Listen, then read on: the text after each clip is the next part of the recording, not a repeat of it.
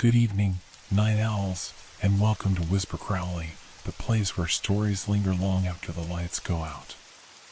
Tonight, we prepared chilling tales paired with the soothing sound of rain to ignite your imagination and make your heart race. If you feel the cold creeping in, tap that like button. It helps keep the shadows alive.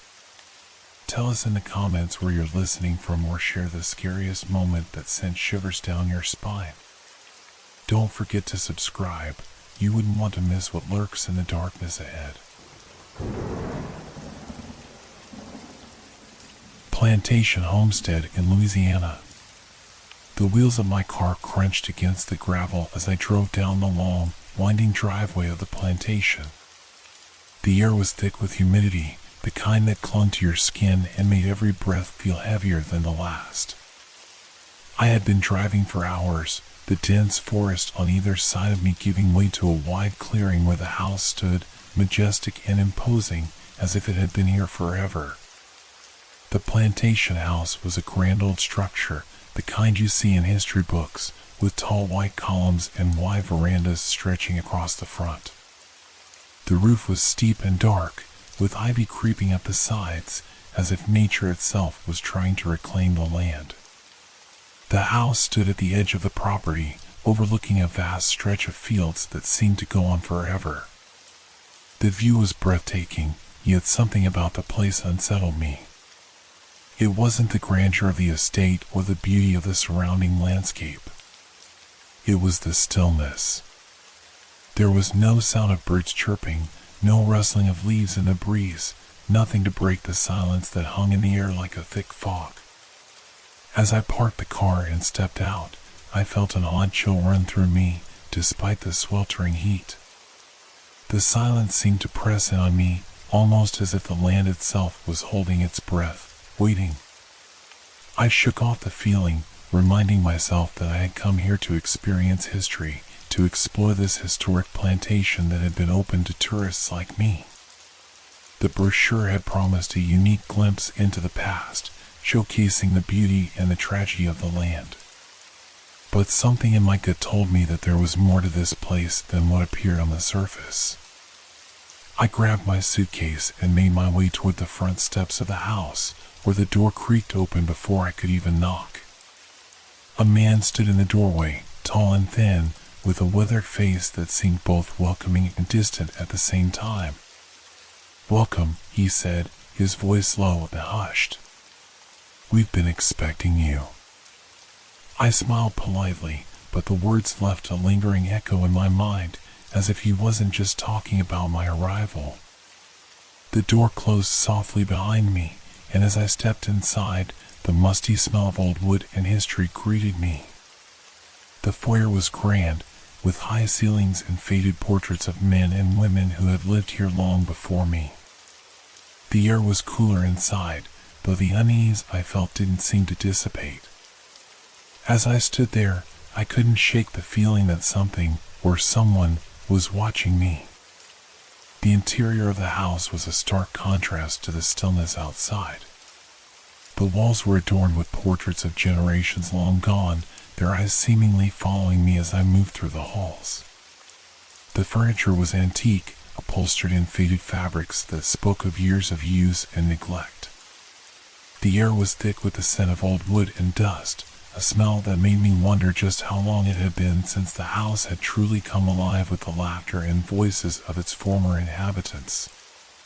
The tour guide, a thin woman with graying hair pulled tightly into a bun, led me deeper into the house.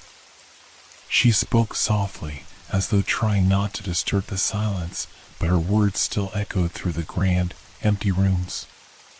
"This plantation has a long history," she began, her voice heavy with the weight of unspoken truths.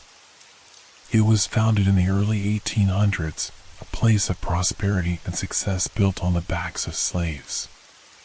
But not all history is easy to remember. The land here has witnessed horrors. The ghosts of those who suffered remain, forever tied to this place." I nodded, trying to mask my discomfort, though the word ghosts lingered in the air like a shiver down my spine. She went on, pointing to faded photographs on the walls of the estate's grand opening, the workers who had toiled under the hot sun, and the wealthy families who once lived here in luxury. As we walked through the rooms, she pulled a brochure from her bag and handed it to me. The glossy paper seemed out of place in this time-worn house, its bright colors a stark contrast to the gloom that hung in the air. On the front cover was a picture of the plantation in its prime, a beautiful, thriving estate. Beneath it, in bold letters, was the title, A Historical Experience of Louisiana's Past. I flipped through the pages. The brochure detailed the history of the estate, the rise of the plantation, the lives of the people who worked it, and its eventual downfall during the Civil War. But there was a line in the middle of the brochure that caught my attention, one that I hadn't seen before. Known to locals as the Cursed Estate, this plantation is said to be haunted by the spirits of those who suffered here. Strange occurrences and eerie sounds have been reported by visitors, and many claim to have seen figures walking the grounds at night. The words seemed to jump off the page, like a warning. A warning I hadn't expected. The tour guide continued, her tone almost reverent as she described the darker side of the plantation's history. Many of the slaves who worked this land were treated brutally, she said. Their stories are woven into the very soil here. Some say their spirits still wander, unable to find peace. I could feel the weight of her words pressing on me, each one sinking deeper into my chest. I glanced around, half expecting to see the shadows of those who had been described, lingering in the corners of the room. She paused in front of an old fireplace, where the faint outline of a figure seemed to stretch across the wall. "This is where the worst of the punishments occurred," she said quietly. The flames of the fire were meant to burn the spirits of those who had crossed their masters. But some say the fire never fully consumed their souls. A shiver ran down my spine, and I couldn't help but glance over my shoulder, half expecting to see something standing behind me. But the house remained still, its oppressive silence almost suffocating. The guide motioned for me to follow her into the next room, but I lingered for a moment, reading the brochure one more time. "The past never truly leaves us," it read, "and here, on this estate, the dead still have a presence. For those brave enough to face them, the ghosts of this place will share their stories. But be warned, some truths are better left buried." I folded the brochure, slipping it into my jacket pocket. Something told me this tour was only the beginning, and the strange feeling of unease that had settled in my gut was just the first hint of what lay ahead. Later that evening, after I had unpacked and settled into the room assigned to me, I made my way downstairs to join the other guests for dinner. The atmosphere of the house was strangely welcoming at first glance. Soft candlelight flickered in ornate chandeliers, and the scent of roasting meat filled the air. The long dining table was set with polished silverware and fine china, all adding to the sense of grandeur that this place exuded, despite its age. The other guests were a mix of curious travelers and history enthusiasts. A couple from New Orleans, their voices light with the accent of the South, chatted excitedly about the plantation's history. A solitary man in his 40s sat at the end of the table, his face partially obscured by the newspaper he was reading. I caught a glimpse of the headline, "Haunted Louisiana, Ghosts or Legends," which made my stomach tighten. His eyes met mine briefly, and he gave a thin smile before returning to his paper. The staff, though few in number, seemed to know exactly what they were doing. There was the woman who had given me the tour earlier, her expression unchanged and unreadable, and an older man in a suit who appeared to be in charge. He moved with a quiet authority, making sure that every detail was in place, though his eyes seemed to linger on the guests in an unsettling way. Dinner was served, and conversation flowed easily, at least at first. We discussed the usual topics, where we were from, what brought us to Louisiana, the weather, and yet something felt off. I kept glancing at the portraits that adorned the walls, their eyes following every movement, their painted faces bearing silent witness to her presence. After the meal, the guests began to retreat to their rooms for the night. The atmosphere had shifted somehow, the jovial chatter slowly replaced by a quiet unease. I made my way back to my room, my footsteps echoing through the long, empty hallways. The house seemed even more silent now. The kind of silence that presses in on you, almost like the house itself was holding its breath. I closed the door behind me and settled into the large, antique bed, pulling the thick, heavy covers up to my chin. The room was cool, but the air felt thick, suffocating. As I lay there, my mind kept drifting back to the conversation at dinner, the stories the tour guide had shared, the strange sense of foreboding that had settled over me since I arrived. I tried to shake the feeling, telling myself it was just nerves. After all, I was here to enjoy the history, not to get caught up in ghost stories. But as the night deepened, I couldn't shake the feeling that something was wrong. At first, it was subtle.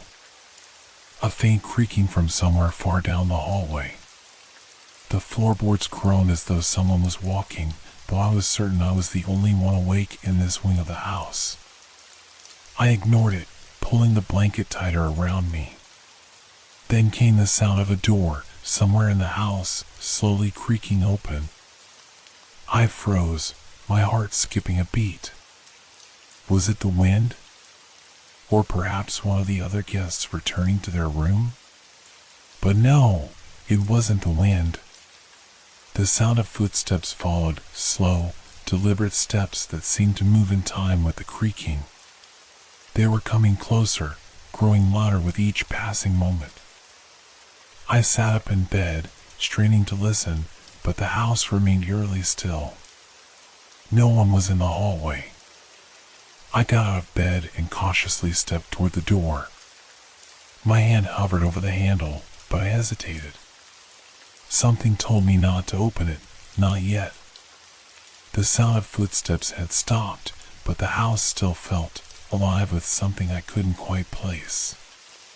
The clock on the wall ticked steadily, its rhythmic sound oddly comforting amidst the stillness. I glanced at the window, where the moonlight filtered in through the heavy curtains, casting strange shadows on the floor. I had just begun to think I was imagining things when a cold gust of wind swept through the room, despite the windows being tightly shut. Suddenly, the footsteps resumed, but this time they were much closer.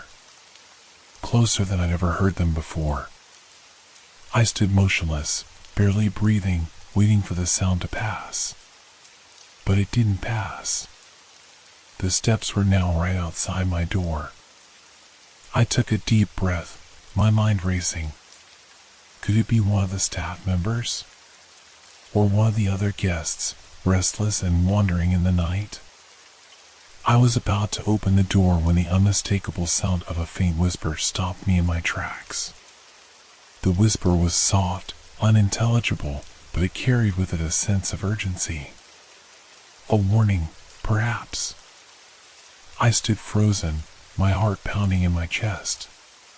The house seemed to be holding its breath, waiting for something to happen.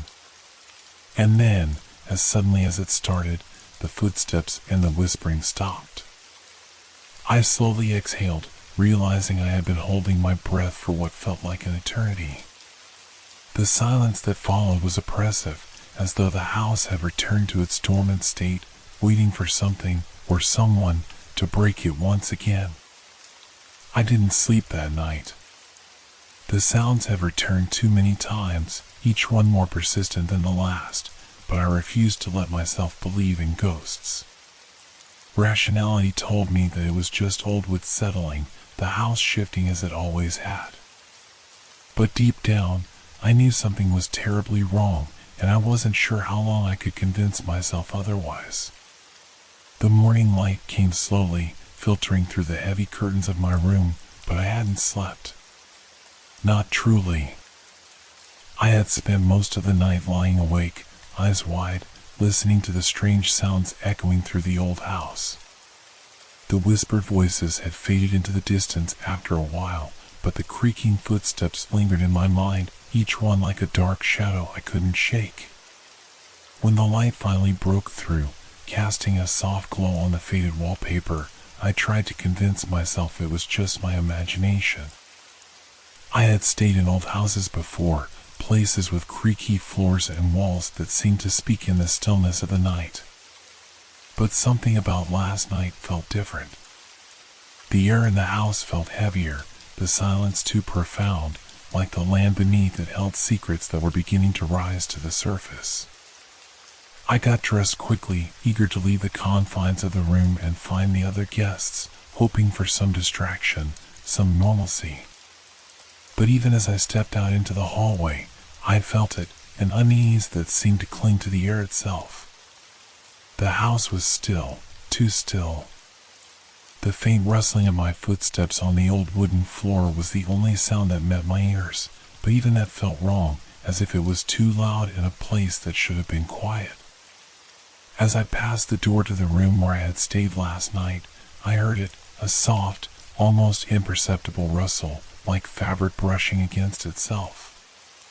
It came from the other end of the hallway, just out of view. The kind of sound that might easily be dismissed as the wind or the house settling, but it was sharp and sudden enough to make me stop in my tracks. I strained my ears, waiting for it to come again, but there was only silence. For a moment, I wondered if I had imagined it.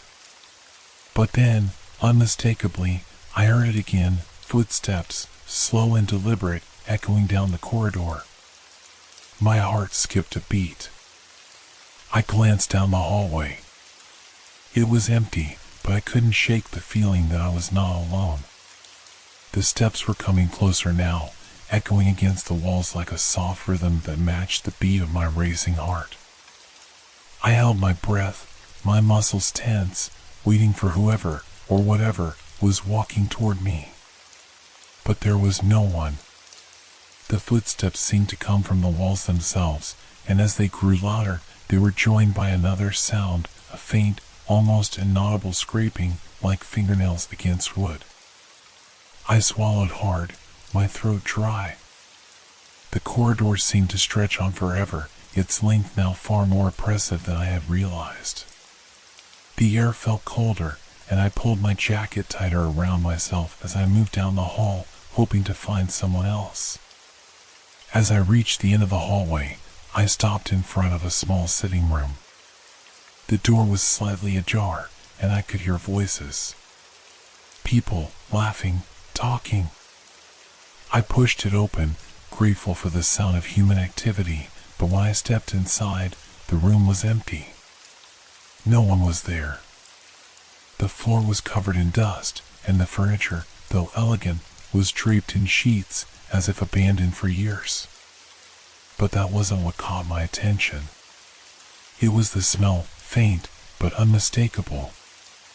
A sharp, metallic odor, like something old, something that had been left to rot. I stepped back, my pulse racing, and the scraping noise started again. Closer now, right behind me, like nails on wood, dragging across the floor. My head snapped around, but there was no one. The room was still as the grave. I couldn't take it any longer. I turned and rushed back into the hallway, my footsteps loud and panicked as I hurried toward the staircase. I needed to find someone. I needed to hear another voice, feel grounded again. But as I descended the stairs, I heard the unmistakable sound of footsteps following me, slow, dragging footsteps, just behind me.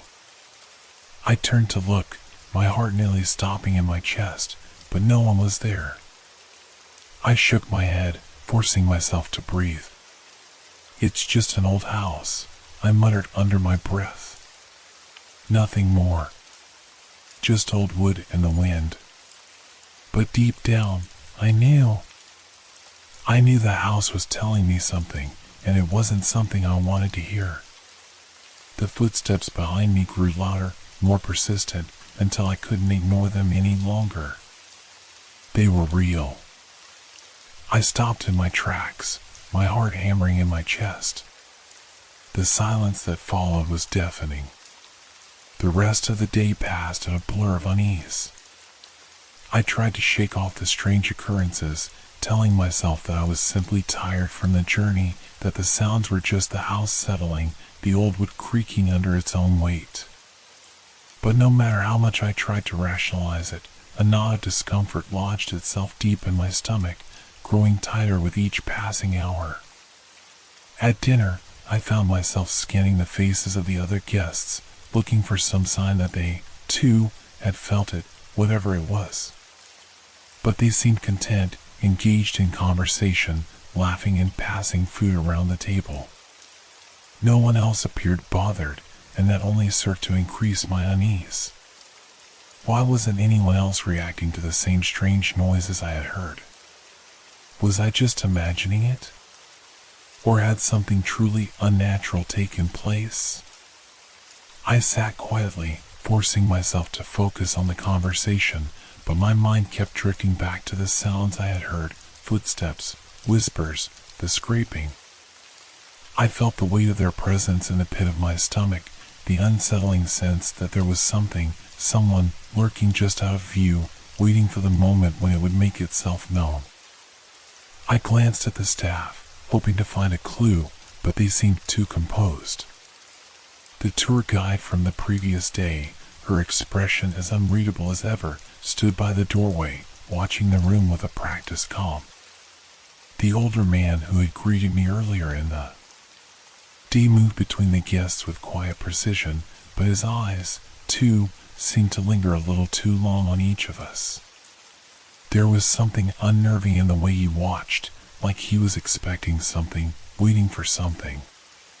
By the time dinner ended, I felt more isolated than I had all day. The guests dispersed, returning to their rooms, leaving me to wander the darkened halls of the plantation once again. This time, though, I was determined to confront whatever it was that haunted me. I couldn't explain it, but something about this place felt wrong. I had stayed in old houses before, even haunted ones, but never had I felt such a heavy, suffocating presence. The house seemed to pulse with a life of its own, and the more I walked its corridors, the more it felt as though the walls were closing in around me.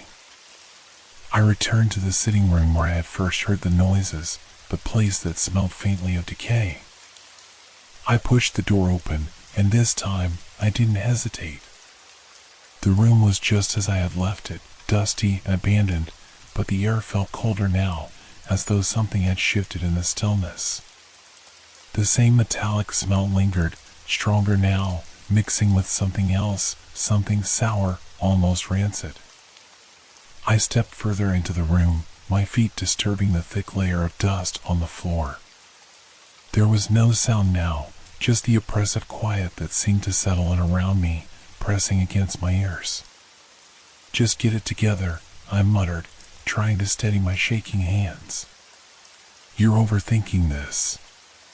It's just an old house. Nothing more." But the more I told myself that, the more I felt like I was lying to myself. Every instinct I had screamed that there was something wrong with this place. It wasn't just the creaking of the floors or the occasional gust of wind. There was something in the very air, something that made it feel unnatural. I turned to leave, but as I reached for the door, I heard it again, the faint sound of something scraping across the floor, as if someone was dragging their fingers along the wood. I froze, my hand still on the door, my heart pounding in my chest. This time, the sound was unmistakable, like nails dragging across the surface of the floor. Slow, deliberate, as though whatever was making the noise knew exactly how to torment me. I whipped around, but there was no one there. The room was empty, the darkness swallowing the corners of the space. But the scraping continued, growing louder, closer, as if it was coming from just behind me. My breath hitched in my throat, and I spun back around, my heart racing. It was then that I saw it, a shadow, stretching across the far wall, moving with the same slow, deliberate pace as the scraping sound. My eyes locked onto it, and for a moment, I couldn't move. The shadow didn't seem to have a shape, just a presence, a blackness that stood apart from the rest of the room. The scraping stopped. Everything went quiet again. I stood there, paralyzed, staring at the shadow that now lingered in the corner of the room. It was as though the house itself was holding its breath, waiting for me to react. But all I could do was stand there, caught between disbelief and terror. Was this a figment of my imagination? Or had I really seen something? The more I questioned it, the less certain I became. I turned and rushed out of the room, my pulse racing, my mind a whirlwind of confusion. What is going on here? I wondered. What's really happening? The question echoed in my mind as I made my way back down the hallway, the sounds of the house closing in around me once more.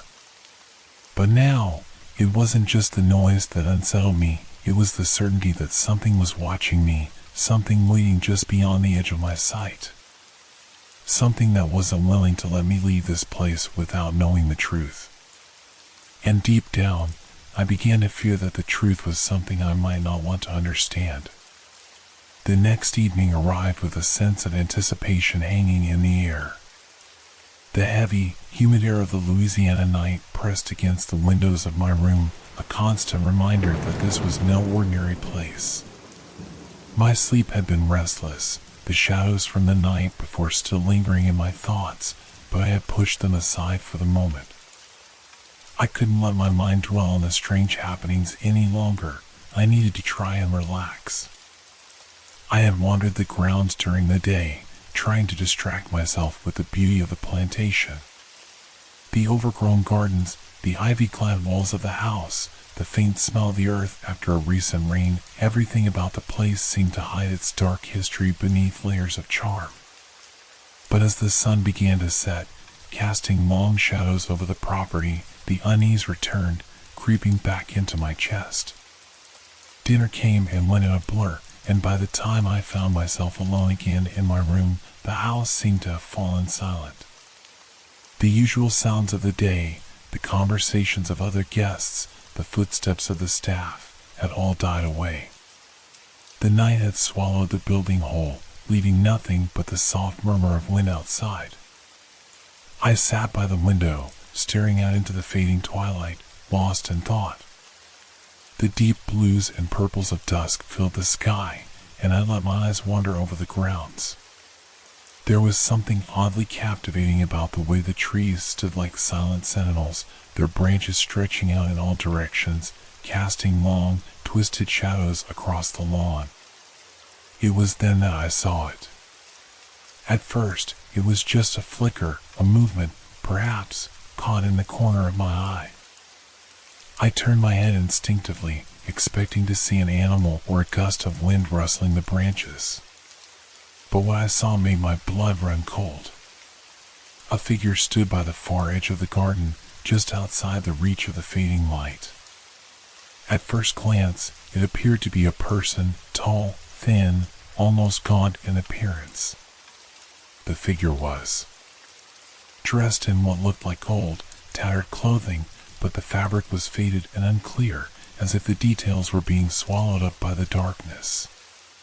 It stood completely still, facing away from me, its back to the open yard. I blinked, thinking it was a trick of the light or the onset of tiredness, but when I looked again, it was still there, unmoving. I leaned forward, my breath catching in my throat.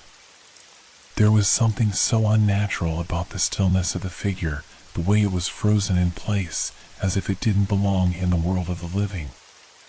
A chill swept over me as I stared at the shape. The air in the room seemed to grow heavier, and a sense of dread crept up my spine. The figure was too still, too lifeless. There was no movement, no indication that it was anything more than a shadow, until it slowly turned.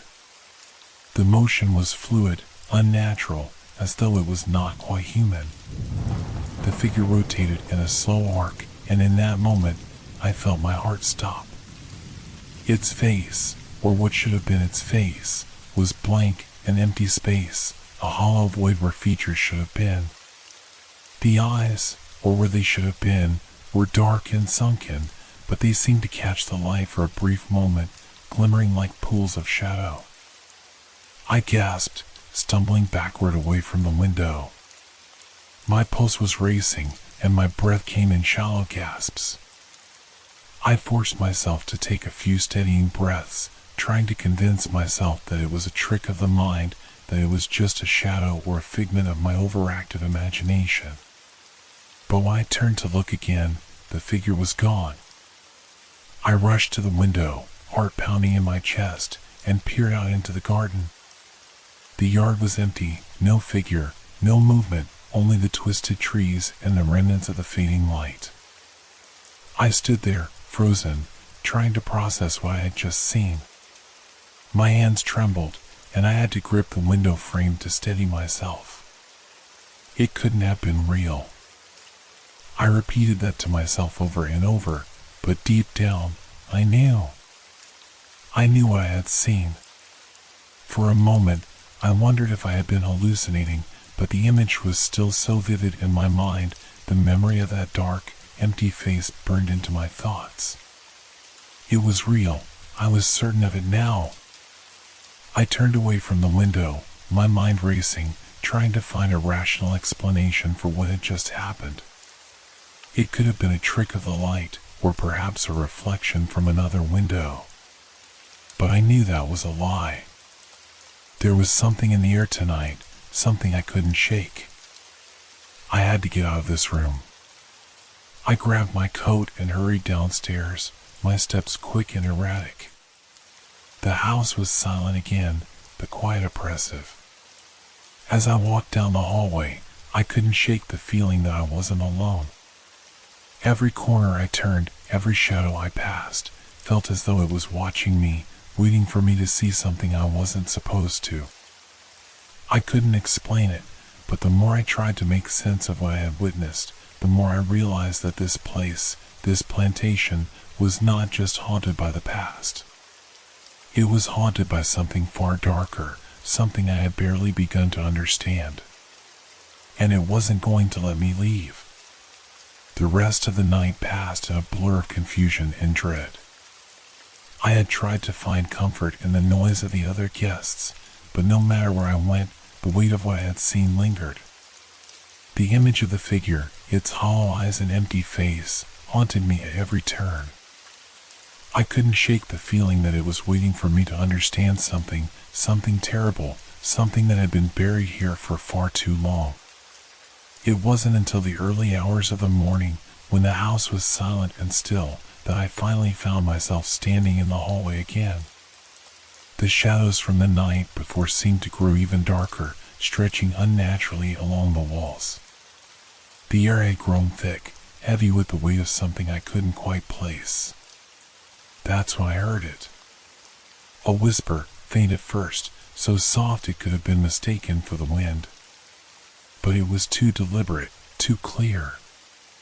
It called my name, just once, but it was enough to freeze me in my tracks. My body went rigid, and my heart pounded in my chest. I turned slowly, looking down the hallway.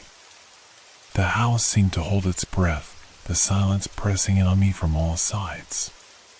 But there, at the far end of the corridor, I saw it again, the same figure from the garden, standing in the shadows. This time, it wasn't still. It moved, just slightly, as if beckoning me forward. Without thinking, I found myself walking toward it. My feet moved on their own, drawn to the figure despite every instinct screaming at me to turn and run. I tried to call out, to ask what it wanted, but my voice was caught in my throat. I couldn't speak, I couldn't do anything but follow the figure down the darkened hallway.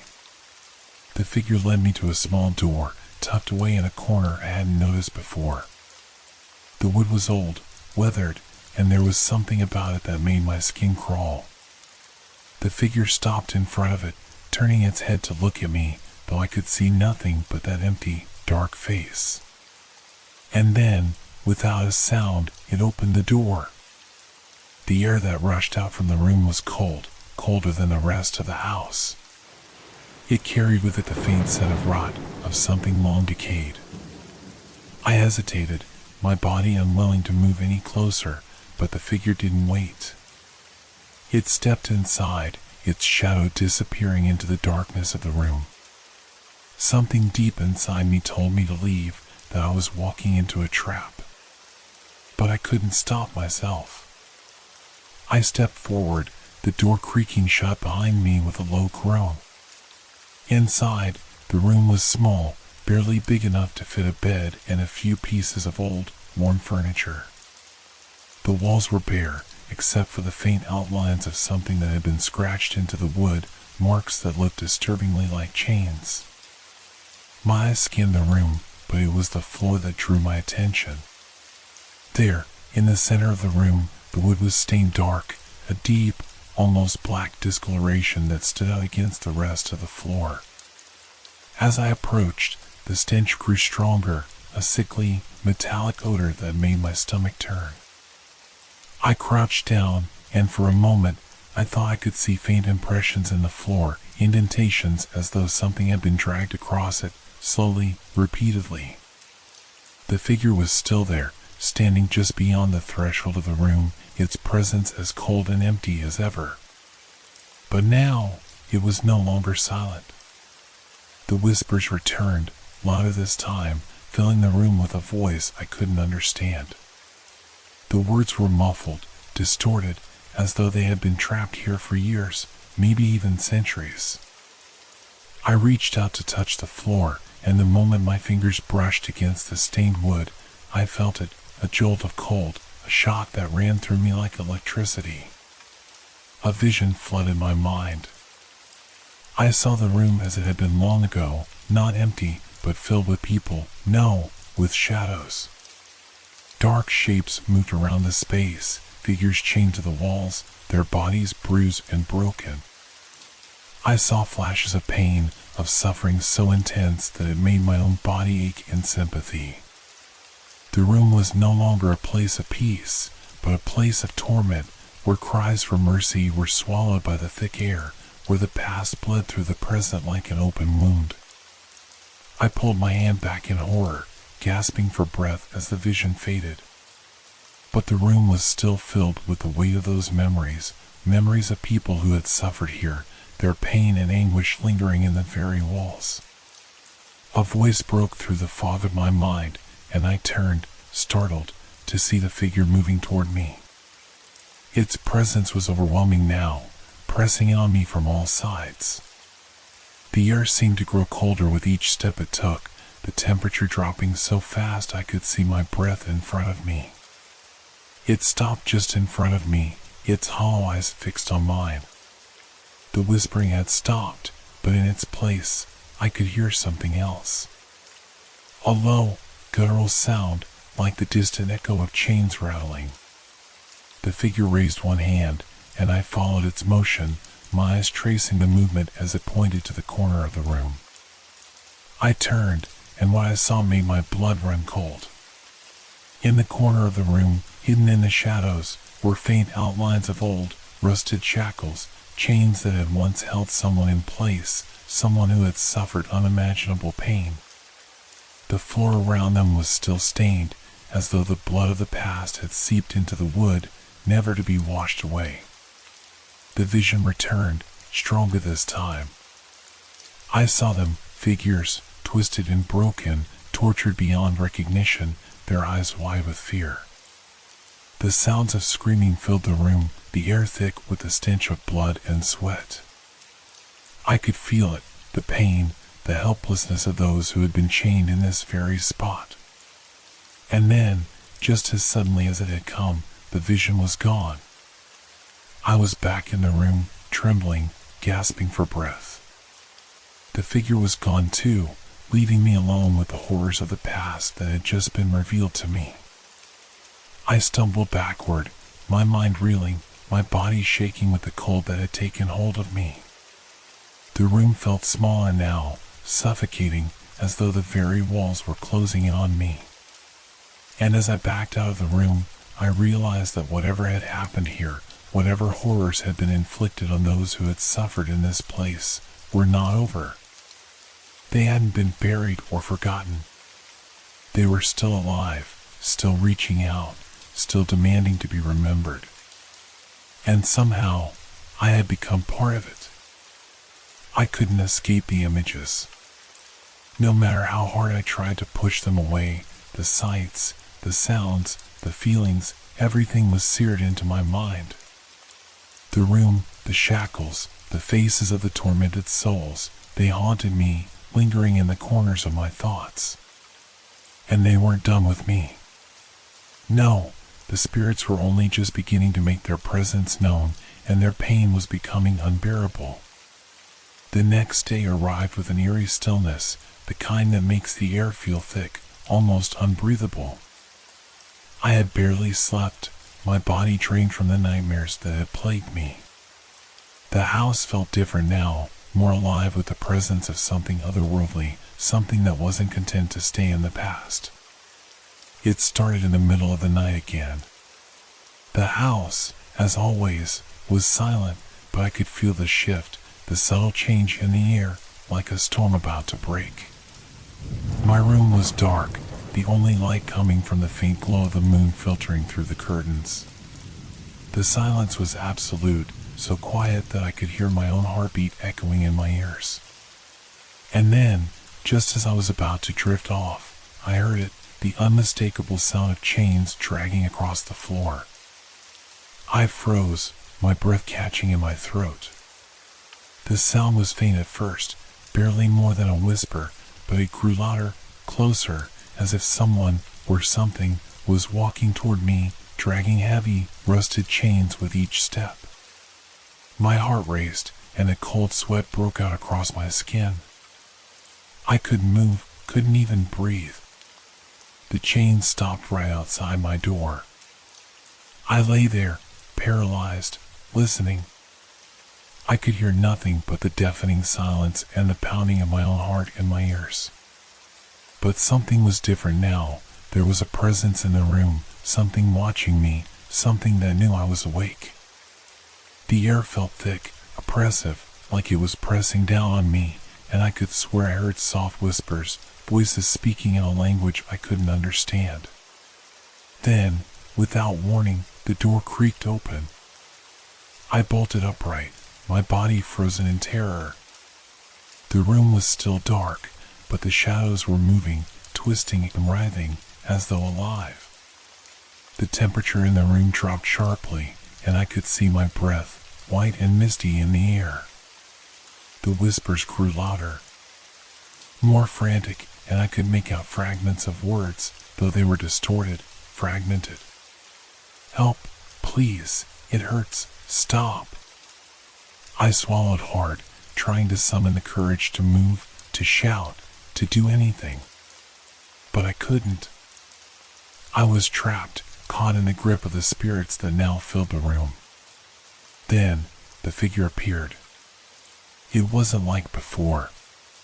This time, there was no mistaking it. It was a person, a man, but his body was twisted, broken. His skin was pale and bruised, his eyes wide with fear and pain. Chains were wrapped around his wrists and ankles, and his mouth was open in a silent scream, though no sound escaped. The chains rattled as he moved toward me, his form flickering in and out of existence like a shadow being stretched and pulled by an invisible hand. His face, the one that had once been full of life, was now a hollow mask of agony, as if it had been burned into his skin, unable to escape the pain. The whispers grew louder as he reached the foot of my bed, his eyes locked onto mine, pleading, begging for release. "Please, help me." The voice wasn't his. It was a chorus of voices, dozens of them, maybe more, each one layered over the other, each one carrying a piece of their torment. The room felt like it was closing in on me, the walls bending, warping, as though they were alive, suffocating me with the weight of their pain. I wanted to scream, to run, but my body wouldn't respond. The figure stepped closer, its hands reaching out toward me, the chains dragging across the floor with each agonizing movement. I could feel the coldness radiating off him, the chill of death, of suffering. His eyes never left mine, and in that moment, I saw it, I felt it. The pain he had endured, the torment of his soul, was spilling over, infecting me, dragging me into his nightmare. Help me. I tried to tear my eyes away, to look anywhere but at him, but I couldn't. It was as if his gaze had ensnared me, pulling me deeper into the vision. The whispers turned to screams, the sounds so loud and distorted that I thought my ears would bleed. My head throbbed with the pressure, the weight of their voices crashing down on me. The figure reached out, his hand nearly touching mine, and I could feel the frost of death creeping up my arm. In that moment, I knew it wasn't just a haunting. It was a cry for justice, a cry for release. These spirits, these tortured souls, had been trapped here for so long, their pain twisted into something that could never be forgotten, never be appeased. The door slammed open behind the figure, and I heard the sound of more chains, more footsteps, more whispers, all rushing toward me. Shadows poured into the room, swarming around the figure, surrounding me. They were angry, desperate, screaming for me to understand, to feel their pain. The air was thick with it, suffocating me, crushing me beneath the weight of their torment. The figure's hand was inches from mine when, suddenly, the room exploded in a blinding light, and I was thrown backward, crashing to the floor. I gasped for breath, my eyes wide with panic. The light was gone, but the room was still cold, and the chains, those heavy, rusted chains, were still echoing in my ears. The spirits had retreated, but I could still feel them, lingering in the corners of the room, watching, waiting. I couldn't stay here any longer. I had to leave. But as I gathered my strength and stumbled to my feet, I realized something. The spirits weren't gone. They had only just begun. I couldn't breathe. The air felt thick, pressing in on me, suffocating me. My pulse raced, and my hands were slick with cold sweat. I staggered to the edge of the bed, my legs weak beneath me, as the events of the night replayed in my mind like a nightmare I couldn't wake up from.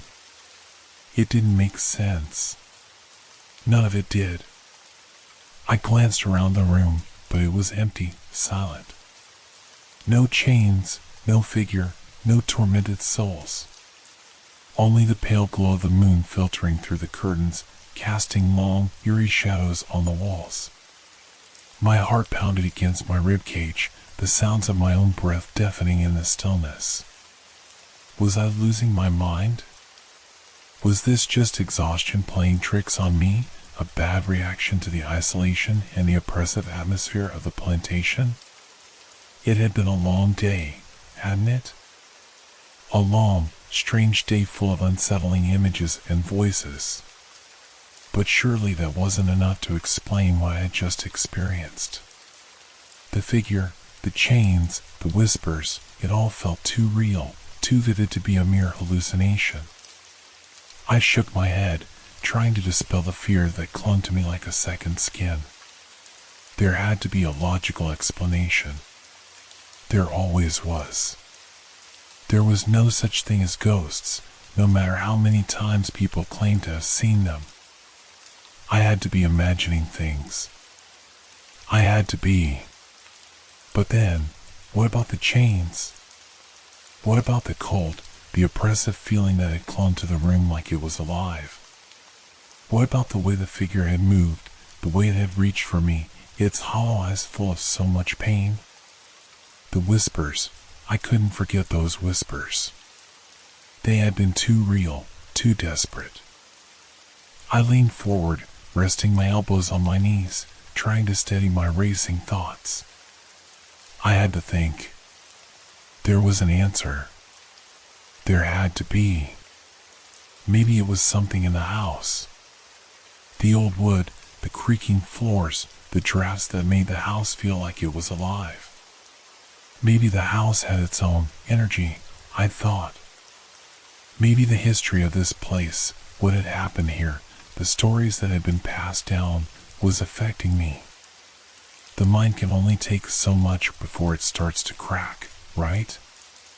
The pressure of the past, the weight of it all, it could be distorting my perception, warping reality into something more terrifying. But what if it wasn't my mind? What if the house really was haunted? What if I wasn't imagining those sounds, those figures, those whispers? I squeezed my eyes shut, pressing my palms to my face, trying to block out the images that kept flashing in my mind. I couldn't deal with this. I couldn't process it. I had to get out. But where would I go? The plantation was in the middle of nowhere. And the others, there were other guests here, people who had come to relax, to experience the history of the place. I couldn't talk to them, not about this. What would I say? That I saw ghosts? That the spirits of the past were trying to reach out to me? They'd think I was crazy, and I couldn't blame them. I felt a sudden wave of dizziness, and I grabbed the edge of the nightstand for support, forcing myself to breathe deeply. The panic that had gripped me earlier was starting to recede, but the uncertainty was worse. It was like I was standing at the edge of something dark, something I couldn't see, but I could feel it staring back at me. I needed answers. But where could I find them? How could I explain what I had seen, what I had felt, without sounding insane? And even if I could explain it, what then? What if I couldn't escape?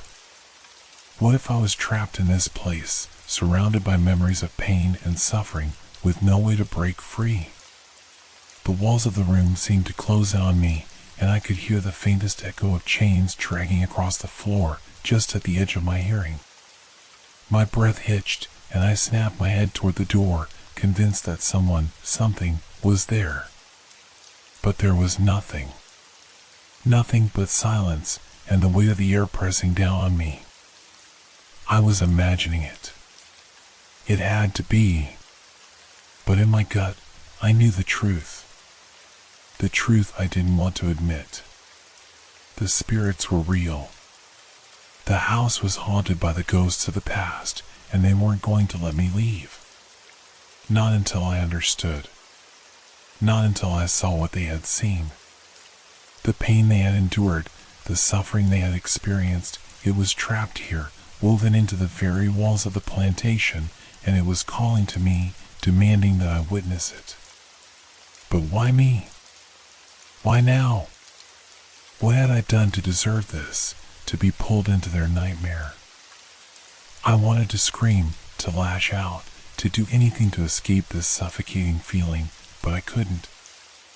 I couldn't run from this. There was nowhere to hide. I had to face it. Whatever it was. And in that moment, I realized something that terrified me more than anything else. The spirits weren't just trying to show me their pain. They were trying to make me a part of it. I couldn't escape it. There was no way out. I was already trapped. My mind was a whirlwind of panic, confusion, and doubt. The logical side of me screamed to leave, to pack up, flee, get away from this place before the spirits consumed me entirely. The fear was suffocating, overwhelming, crawling under my skin, turning every shadow into a threat, every creak of the house into a warning. My heart was racing, my limbs trembling, and my thoughts were fragmented, scattered like broken glass. But as I sat there, my hands gripping the edge of the bed, a strange stillness came over me. It wasn't the calm that comes with peace or resolution, but a quieting of the chaos, a pause before the storm. In that moment, I realized something that shocked me to my core. I couldn't leave. Not yet. I had to understand what was happening here. I didn't know why. Maybe it was curiosity. Maybe it was the need for answers. Maybe it was some kind of self-inflicted punishment. I didn't know. But the fear, though it gripped me tightly, wasn't enough to make me run. I needed to know what the spirits were trying to tell me, what this house was trying to show me. If I left now, I would never have peace. I would always wonder, always be haunted by the unanswered questions. And I couldn't live with that. So, despite every instinct screaming at me to escape, I made a decision. One more night. I could feel the cold sweat on my skin, but I wiped my palms on the sheets and stood up. I wasn't sure what I was looking for, an answer, a sign, a way out, but I was determined to find something. Anything. I walked slowly to the window, the chill of the air brushing against my face as I opened it slightly, letting in a gust of night air. The world outside was dark and still, the only sounds the distant rustling of the trees and the soft croak of the frogs in the swamps.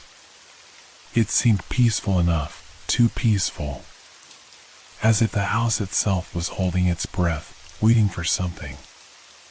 I closed my eyes for a moment, trying to steady my nerves. The darkness outside felt both inviting and suffocating, like a promise of something more, something that would either bring answers or drive me to madness. I thought back to the vision from earlier, the figure with the chains, the agony in his eyes. The pain that had been so raw, so palpable, it had filled the room, consumed me. I had felt it in every fiber of my being. It wasn't just a ghost, it was a soul trapped, pleading for release, begging for someone to see, to understand. And in that moment, I knew deep down that I couldn't walk away from it. I wasn't sure what would happen next. But I was certain of one thing, I had been chosen.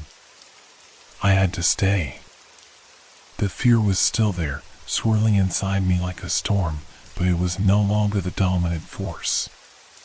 Curiosity, the need to understand, had begun to outweigh it. If the spirits wanted to show me something, if they wanted me to see their suffering, to feel their pain, then I would face it. I would not run. I turned away from the window and paced around the room, trying to calm the frantic beat of my heart. I had no idea what the night would bring, but I couldn't ignore the pull, the urgency that seemed to be drawing me deeper into the mysteries of this place. The clock on the wall ticked loudly, marking the slow passage of time. Each second seemed to stretch into infinity, and as the night deepened, I could feel the house shift, as though it was waking up, becoming aware of me again. The stillness was giving way to the sounds of something not quite human. Low murmurs, distant footsteps, the soft rattling of chains far off in the house. They were moving closer, circling, just out of sight, just beyond my reach. I held my breath, my hands gripping the bedpost as if it were the only thing keeping me anchored to reality. The fear crept back up, slowly at first, then all at once, flooding me again. The shadows seemed to stretch and twist, bending around the furniture like living things. The air grew colder, and I could almost feel the weight of the past pressing down on me, heavy and suffocating. And yet, I didn't run. I didn't flee. I stayed.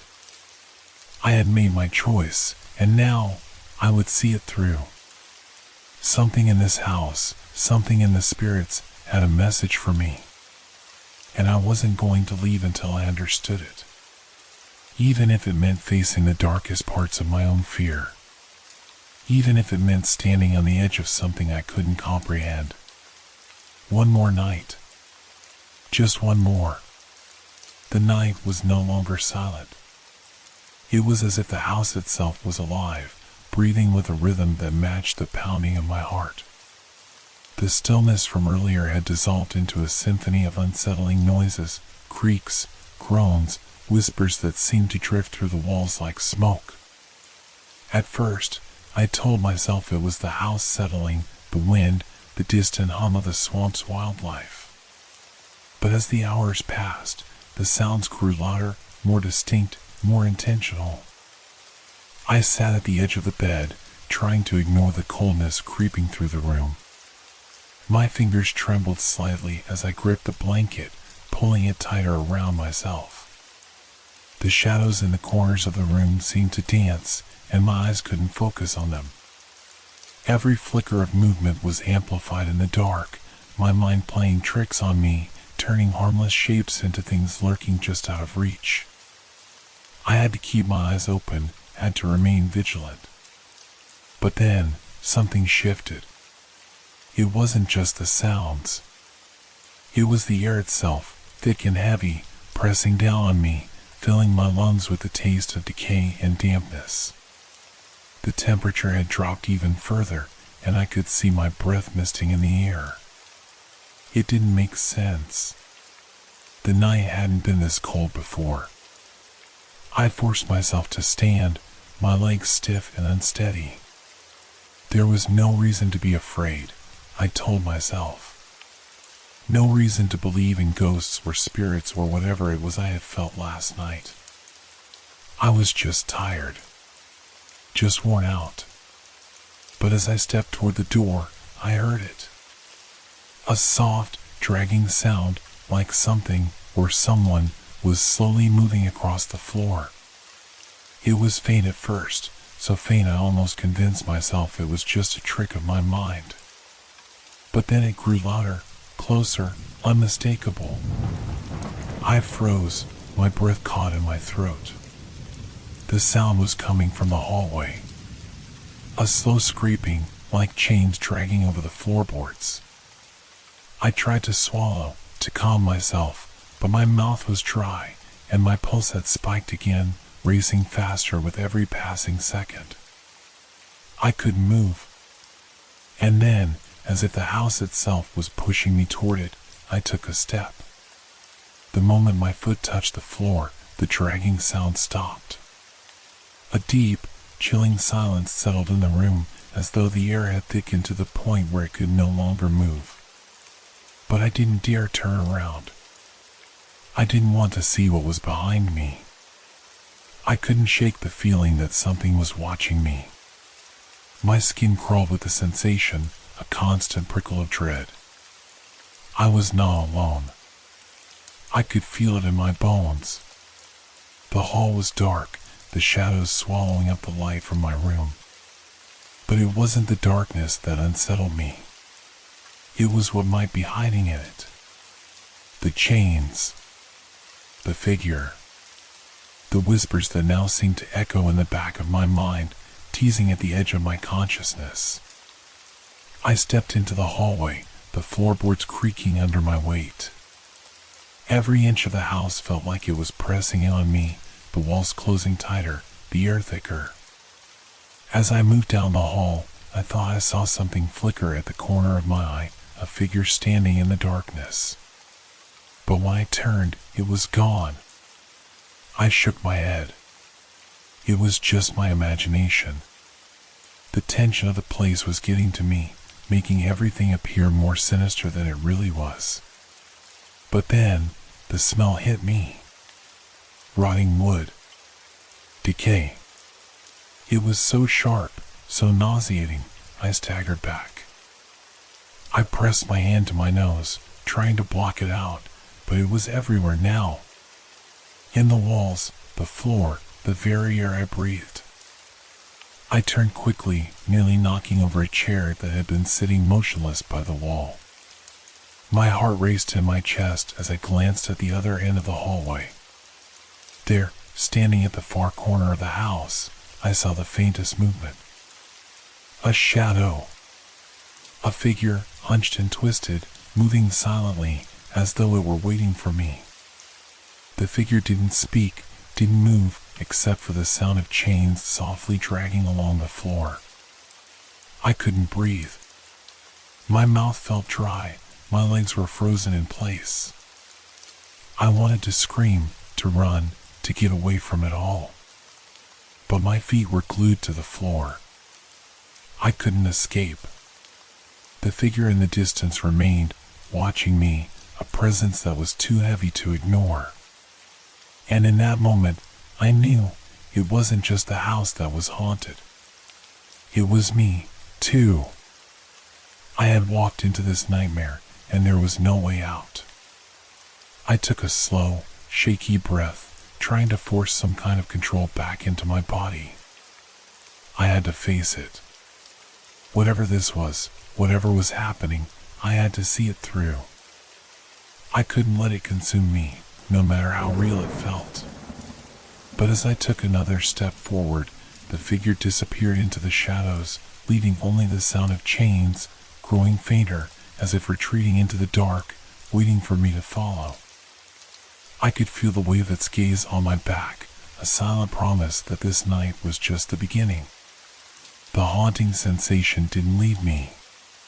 It lingered, heavier than ever, settling in the pit of my stomach like a lead weight. I couldn't shake the feeling that the house itself was watching me, waiting for me to uncover its secrets. The figure, the chains, the whispers, they had all been too real. My thoughts were in a frenzy, each one more desperate than the last. What was happening here? What had happened here? I knew one thing for certain, I needed answers. But the house itself was a labyrinth, and every step forward felt like I was digging myself deeper into its history. It was clear now that the ghosts weren't just echoes of the past, they were tied to something far darker, far more sinister than I could have imagined. I couldn't rely on my own senses any longer. The hallucinations, the sounds, the cold, it all felt like a blur, a mixture of reality and madness. I needed something concrete, something to explain what I was feeling, what was happening around me. There had to be records, documents, letters, anything that might shed light on the story of this plantation, of its past. The thought of the dusty old bookshelves in the library struck me. I had seen the room earlier, tucked away behind a pair of heavy wooden doors. It seemed like the kind of place where the past was hidden, buried under years of dust and neglect. Maybe, just maybe, I could find something there to explain the terrible visions, the suffocating presence of the spirits. I left my room, my mind racing with questions, my heart still thundering in my chest. The hallway stretched out before me, and the shadows seemed to move with every step I took. I felt as though the walls were closing in, and I was in a race against something I couldn't see. The heavy air seemed to cling to me, wrapping around my body like a vice. I reached the library, and for a moment, I stood outside the door, hand poised on the brass handle. The house was eerily silent now, too silent. It was as if everything held its breath, waiting. But waiting for what? I pushed the door open, the hinges groaning in protest, and entered the room. The smell of mildew and old paper hit me immediately, sharp and musty. The room was dim, the only light coming from the weak glow of a single lamp on a small wooden desk. The bookshelves stretched high, their wooden shelves sagging under the weight of years of forgotten knowledge. I began to search through the shelves, my hands brushing against the worn spines of old books, the pages crackling under my fingers. The library was filled with history, but it was a history I didn't fully understand yet. I needed to know what had happened here. What had caused these spirits to linger? What had bound them to this place? After what felt like hours, my fingers landed on a thick, leather-bound volume. I pulled it off the shelf and blew the dust from its cover. The book felt heavy, important, as though it had a secret it was desperate to share. I opened it, my fingers trembling as I turned the pages. It was a journal, written by one of the plantation's previous owners, a man named Jonathan Hale. His handwriting was elegant, flowing, but the words were unsettling. The journal spoke of the plantation's glory days, prosperity, riches, and the labor of slaves that made it all possible. But as I read further, the tone of the entry shifted. There was an unsettling tension creeping into the words. Jonathan Hale began writing about strange occurrences, about whispers in the night, about figures seen in the corners of rooms. At first, he dismissed it all as superstition. But then, the entries became darker. He described visions, disturbing and grotesque. Faces in mirrors that weren't his own. The sounds of chains dragging on the floors at night. The coldness that filled the house, seeping into the bones of those who lived there. His final entries were frantic, written in a hurried, panicked script, as though he were trying to outrun something, someone. The last entry was a plea for help, a desperate cry that seemed to be written not just for himself, but for the whole plantation. His words were fragmented, like pieces of a puzzle that didn't quite fit together. The spirits are here. I have seen them. They will not leave. They want something, something I cannot give. The chains will never stop. A chill ran down my spine as I read the final lines. The chains. The figure I had seen. The dragging sound. It was all connected to this man, to the horrors that had happened here. And whatever he had done, or whatever he had failed to do, had unleashed something that still lingered in the house, in the land. I closed the journal, my hand shaking as I placed it back on the shelf. The truth was unfolding, but it was worse than I had imagined. This place, this plantation, wasn't just haunted by the spirits of the past. It was cursed.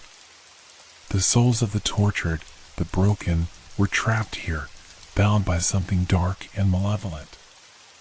And now, they were reaching out to me.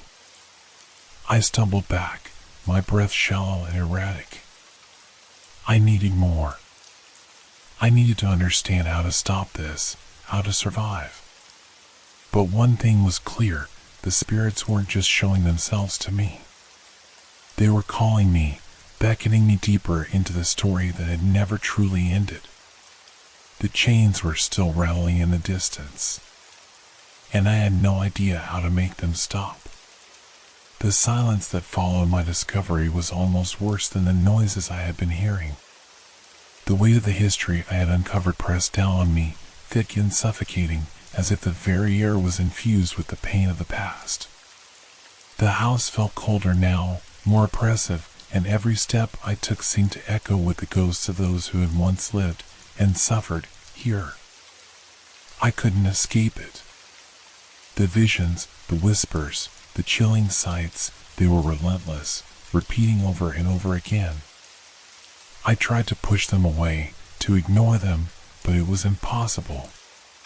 Every time I closed my eyes, the images came rushing back, pulling me deeper into the nightmare. It started with the smell. The same rotten stench of decay that had filled the library began to seep into every corner of the house, clinging to the walls and the furniture. At first, I thought it was just my mind playing tricks, that I was imagining the foul scent. But then it became undeniable.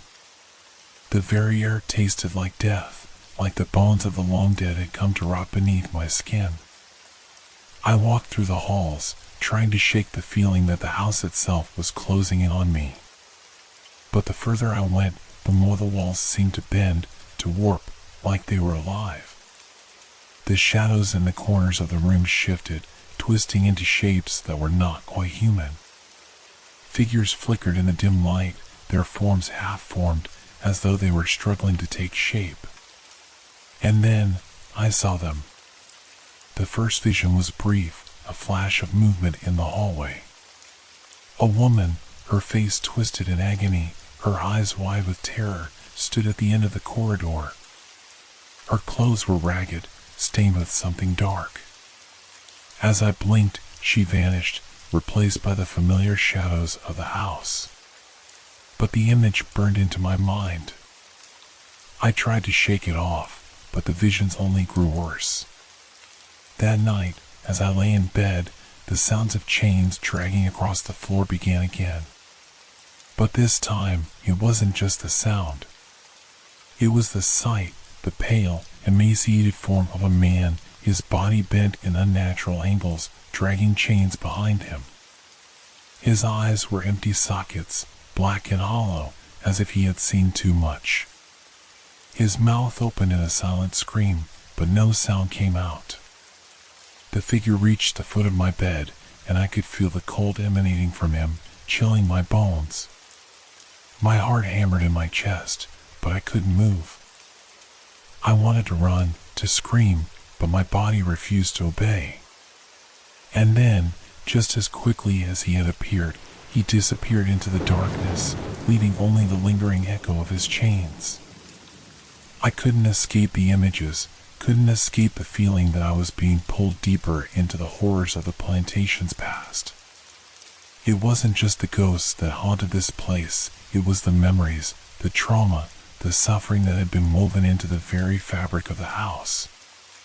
The next vision came at dawn, when the first light of the morning was barely breaking through the windows.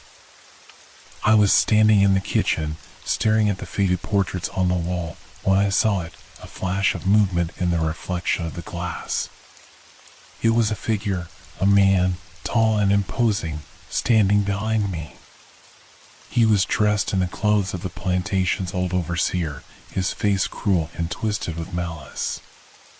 He raised a whip in the air, and in an instant, the vision exploded into a scene of unimaginable horror. I was no longer in the kitchen. I was standing in a large field, under the blistering sun, surrounded by rows of slaves, their faces etched with exhaustion and fear. The overseer stood in the middle of them, whip raised high, his face a mask of rage. The air was thick with the sound of the whip cracking, the screams of the slaves echoing through the fields, their bodies trembling with terror. I wanted to look away, but I couldn't. The vision held me captive, forcing me to watch as the overseer struck again and again, each blow landing with a sickening thud. The slaves cried out, but their pleas were drowned by the crack of the whip, the sound reverberating in my ears, in my bones. The heat of the sun, the smell of sweat and blood, the taste of fear, it was all so real. I could feel it, could hear it, could almost touch it. It was as if I had stepped into the past, into the very heart of the plantation's dark history. The horror was inescapable, and I could do nothing but witness it, helpless and powerless. Just as I thought I couldn't take any more, the vision shifted. I was back in the kitchen, my hands trembling as I gripped the counter.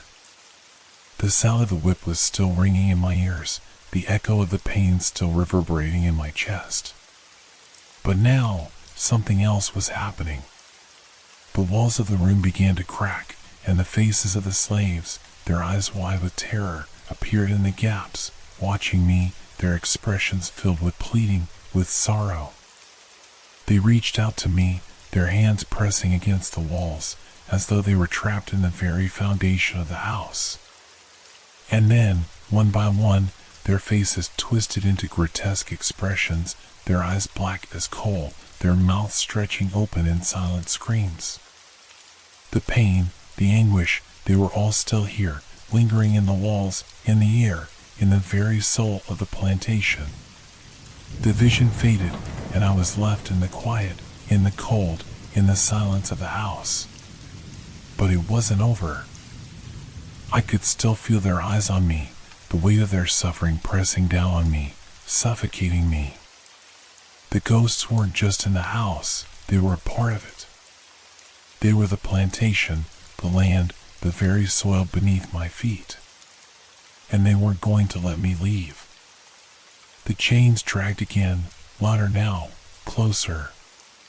And I knew, with a certainty I couldn't explain, that I had been marked. That I would never escape.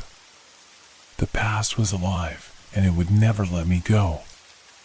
The night was heavier than the others, as though the house itself was holding its breath, waiting for something to unfold.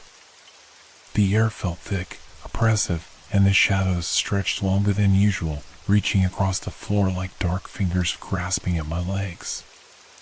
As I lay there, staring at the ceiling, my mind racing with the horrors I had already witnessed, the temperature in the room seemed to drop, the very air growing colder with each passing second. I tried to move, tried to tell myself that I was only imagining it, that the previous nights had only been dreams. But something was different tonight. The stillness in the room was almost suffocating, and the weight of the darkness seemed to grow. And then, just as I thought I might lose my sanity completely, it happened again, the sound of chains dragging.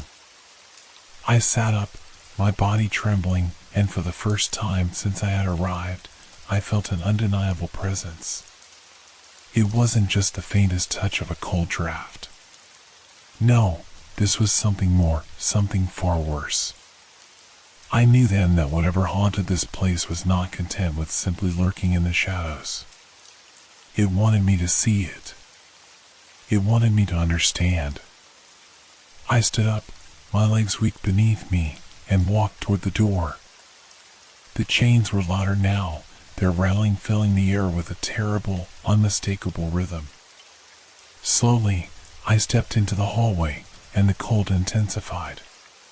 The sound seemed to come from every direction at once, pulling me forward, pushing me down the dark corridor. It was as though the house itself was alive, guiding me, forcing me towards something terrible. The hallway stretched on, dimly lit by the flickering light of a single, trembling candle. The shadows played tricks on my eyes, but I couldn't stop myself. The noise grew louder, and the air grew colder. My breath misted in front of me, and the hairs on the back of my neck stood on end.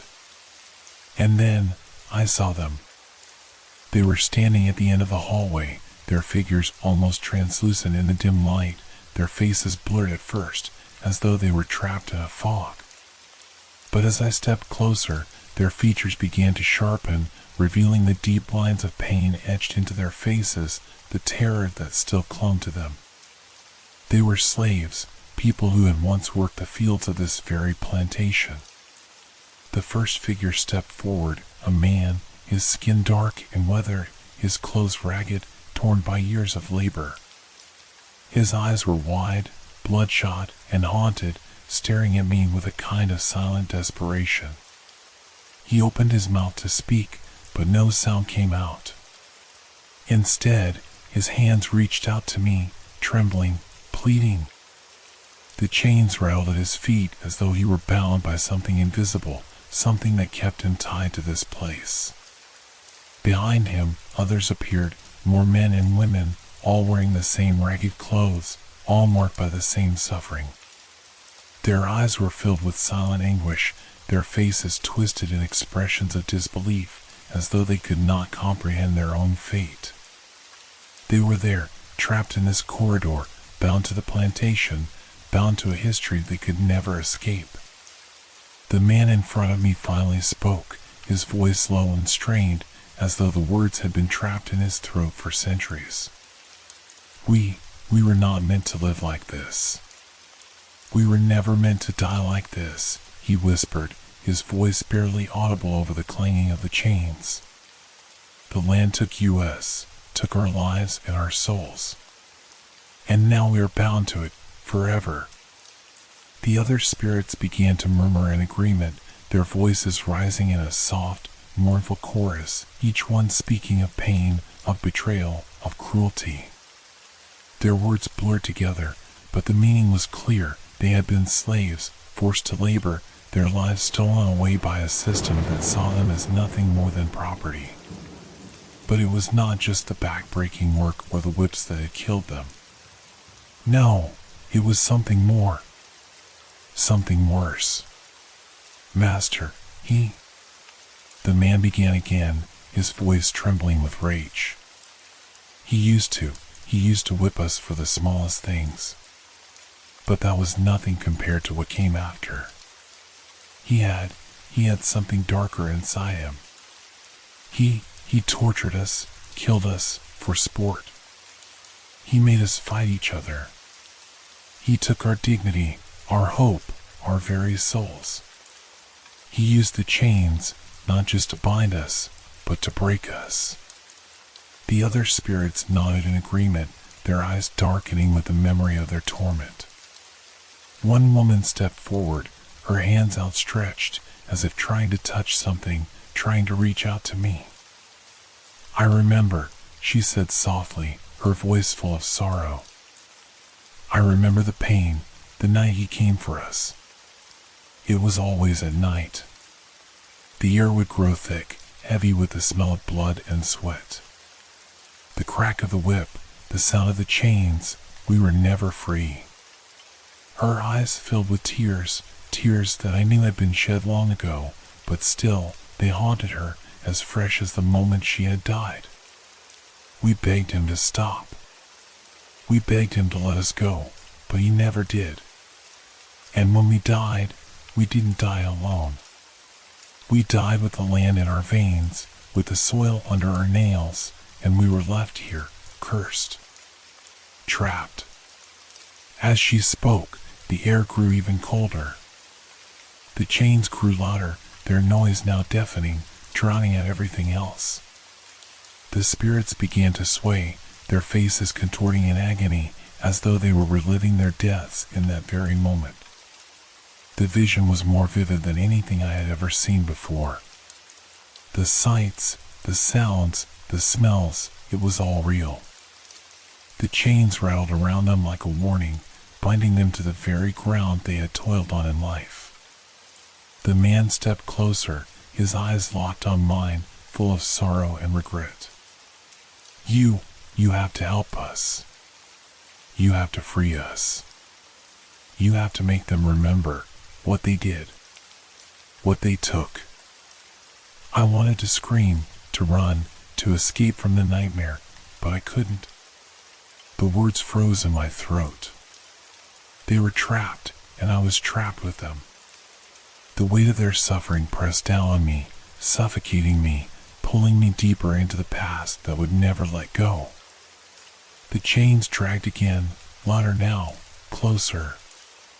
And I knew, with a certainty I couldn't explain, that I had been marked, that I would never escape. The past was alive, and it would never let me go. The night was heavier than the others, as though the house itself was holding its breath, waiting for something to unfold. The air felt thick, oppressive, and the shadows stretched longer than usual, reaching across the floor like dark fingers grasping at my legs. As I lay there, staring at the ceiling, my mind racing with the horrors I had already witnessed, the temperature in the room seemed to drop, the very air growing colder with each passing second. I tried to move, tried to tell myself that I was only imagining it, that the previous nights had only been dreams. But something was different tonight. The stillness in the room was almost suffocating, and the weight of the darkness seemed to grow. And then, just as I thought I might lose my sanity completely, it happened again, the sound of chains dragging. I sat up, my body trembling, and for the first time since I had arrived, I felt an undeniable presence. It wasn't just the faintest touch of a cold draft. No, this was something more, something far worse. I knew then that whatever haunted this place was not content with simply lurking in the shadows. It wanted me to see it. It wanted me to understand. I stood up, my legs weak beneath me, and walked toward the door. The chains were louder now, their rattling filling the air with a terrible, unmistakable rhythm. Slowly, I stepped into the hallway, and the cold intensified. The sound seemed to come from every direction at once, pulling me forward, pushing me down the dark corridor. It was as though the house itself was alive, guiding me, forcing me towards something terrible. The hallway stretched on, dimly lit by the flickering light of a single, trembling candle. The shadows played tricks on my eyes, but I couldn't stop myself. The noise grew louder, and the air grew colder. My breath misted in front of me, and the hairs on the back of my neck stood on end. And then, I saw them. They were standing at the end of the hallway, their figures almost translucent in the dim light, their faces blurred at first, as though they were trapped in a fog. But as I stepped closer, their features began to sharpen, revealing the deep lines of pain etched into their faces, the terror that still clung to them. They were slaves, people who had once worked the fields of this very plantation. The first figure stepped forward, a man, his skin dark and weathered, his clothes ragged, torn by years of labor. His eyes were wide, bloodshot, and haunted, staring at me with a kind of silent desperation. He opened his mouth to speak, but no sound came out. Instead, his hands reached out to me, trembling, pleading. The chains rattled at his feet as though he were bound by something invisible, something that kept him tied to this place. Behind him, others appeared, more men and women, all wearing the same ragged clothes, all marked by the same suffering. Their eyes were filled with silent anguish, their faces twisted in expressions of disbelief, as though they could not comprehend their own fate. They were there, trapped in this corridor, bound to the plantation, bound to a history they could never escape. The man in front of me finally spoke, his voice low and strained, as though the words had been trapped in his throat for centuries. We were not meant to live like this. We were never meant to die like this, he whispered, his voice barely audible over the clanging of the chains. The land took us, took our lives and our souls. And now we are bound to it, forever. The other spirits began to murmur in agreement, their voices rising in a soft, mournful chorus, each one speaking of pain, of betrayal, of cruelty. Their words blurred together, but the meaning was clear. They had been slaves, forced to labor, their lives stolen away by a system that saw them as nothing more than property. But it was not just the back-breaking work or the whips that had killed them. No, it was something more. Something worse. Master, the man began again, his voice trembling with rage. He used to whip us for the smallest things. But that was nothing compared to what came after. He had something darker inside him. He tortured us, killed us, for sport. He made us fight each other. He took our dignity, our hope, our very souls. He used the chains, not just to bind us, but to break us. The other spirits nodded in agreement, their eyes darkening with the memory of their torment. One woman stepped forward, her hands outstretched, as if trying to touch something, trying to reach out to me. I remember, she said softly, her voice full of sorrow. I remember the pain, the night he came for us. It was always at night. The air would grow thick, heavy with the smell of blood and sweat. The crack of the whip, the sound of the chains, we were never free. Her eyes filled with tears that I knew had been shed long ago, but still, they haunted her, as fresh as the moment she had died. We begged him to stop. We begged him to let us go, but he never did. And when we died, we didn't die alone. We died with the land in our veins, with the soil under our nails, and we were left here, cursed. Trapped. As she spoke, the air grew even colder. The chains grew louder, their noise now deafening, drowning out everything else. The spirits began to sway, their faces contorting in agony, as though they were reliving their deaths in that very moment. The vision was more vivid than anything I had ever seen before. The sights, the sounds, the smells, it was all real. The chains rattled around them like a warning, binding them to the very ground they had toiled on in life. The man stepped closer, his eyes locked on mine, full of sorrow and regret. You have to help us. You have to free us. You have to make them remember what they did, what they took. I wanted to scream, to run, to escape from the nightmare, but I couldn't. The words froze in my throat. They were trapped, and I was trapped with them. The weight of their suffering pressed down on me, suffocating me, pulling me deeper into the past that would never let go. Could take it.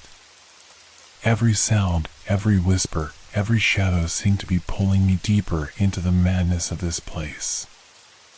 I stumbled out of the parlor, down the hallway, my pulse racing. I couldn't stay here any longer. I had to leave. But as I reached the door, I froze again. The chain sound was there, closer than ever before. They were here. And I was trapped. The night air felt heavier than before, thick with a pressure I couldn't escape. The moment I stepped outside, the wind was silent, yet it pressed against me, a constant weight in the stillness.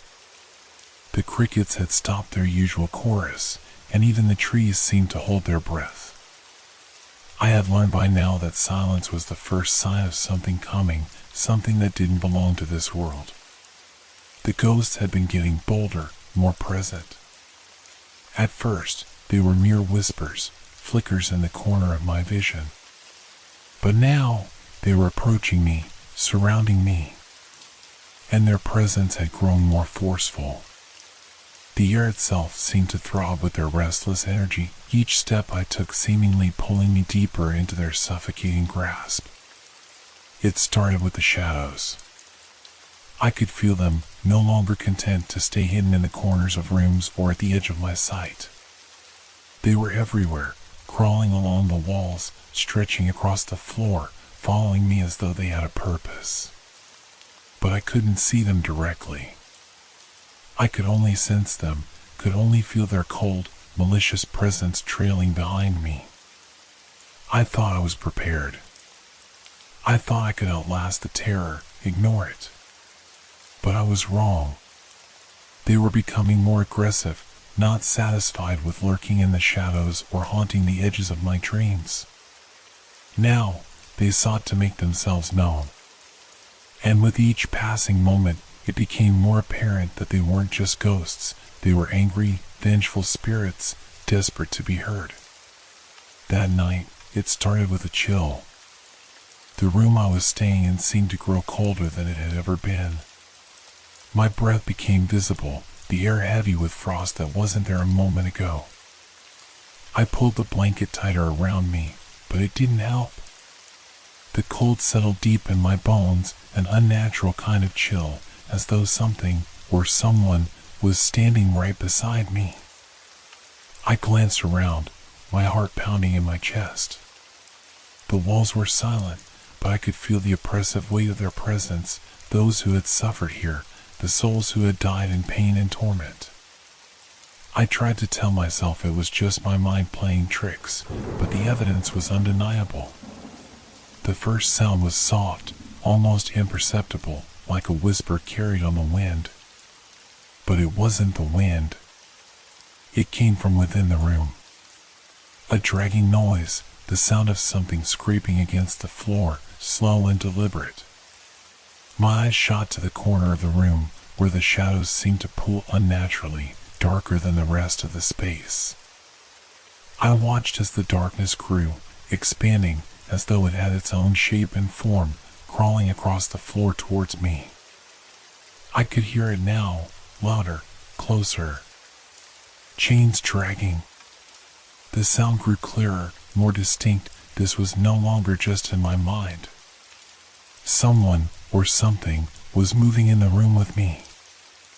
I sat frozen, unable to move, my mind screaming at me to run, to get out, but my body wouldn't respond. I tried to reach for the door, but my fingers wouldn't cooperate, trembling uncontrollably. The shadows were now in the shape of a figure, a tall, thin silhouette, barely visible but undeniably there. Then came the voice. It was a low whisper, like the rustling of dry leaves, yet it carried an undeniable authority. It called to me, the words floating just beyond comprehension, the sound of old pain and anguish woven through them. Leave, now! The command was not gentle. It wasn't a plea. It was a threat. I felt the air grow colder still, the temperature dropping so quickly I could see my breath misting in front of me. The figure's form grew sharper, its outline more defined, its features twisted in a grotesque display of agony. It wasn't human. I couldn't even call it a ghost, not in the traditional sense. It was something far more malevolent, something that had been born of suffering and hatred. Suddenly, it moved. The figure lunged toward me, a shadow with too many limbs, too many eyes. My heart stopped, and for a split second, I thought I might die right there, in that room, crushed by the weight of its rage. But then, just as quickly as it had come, it vanished.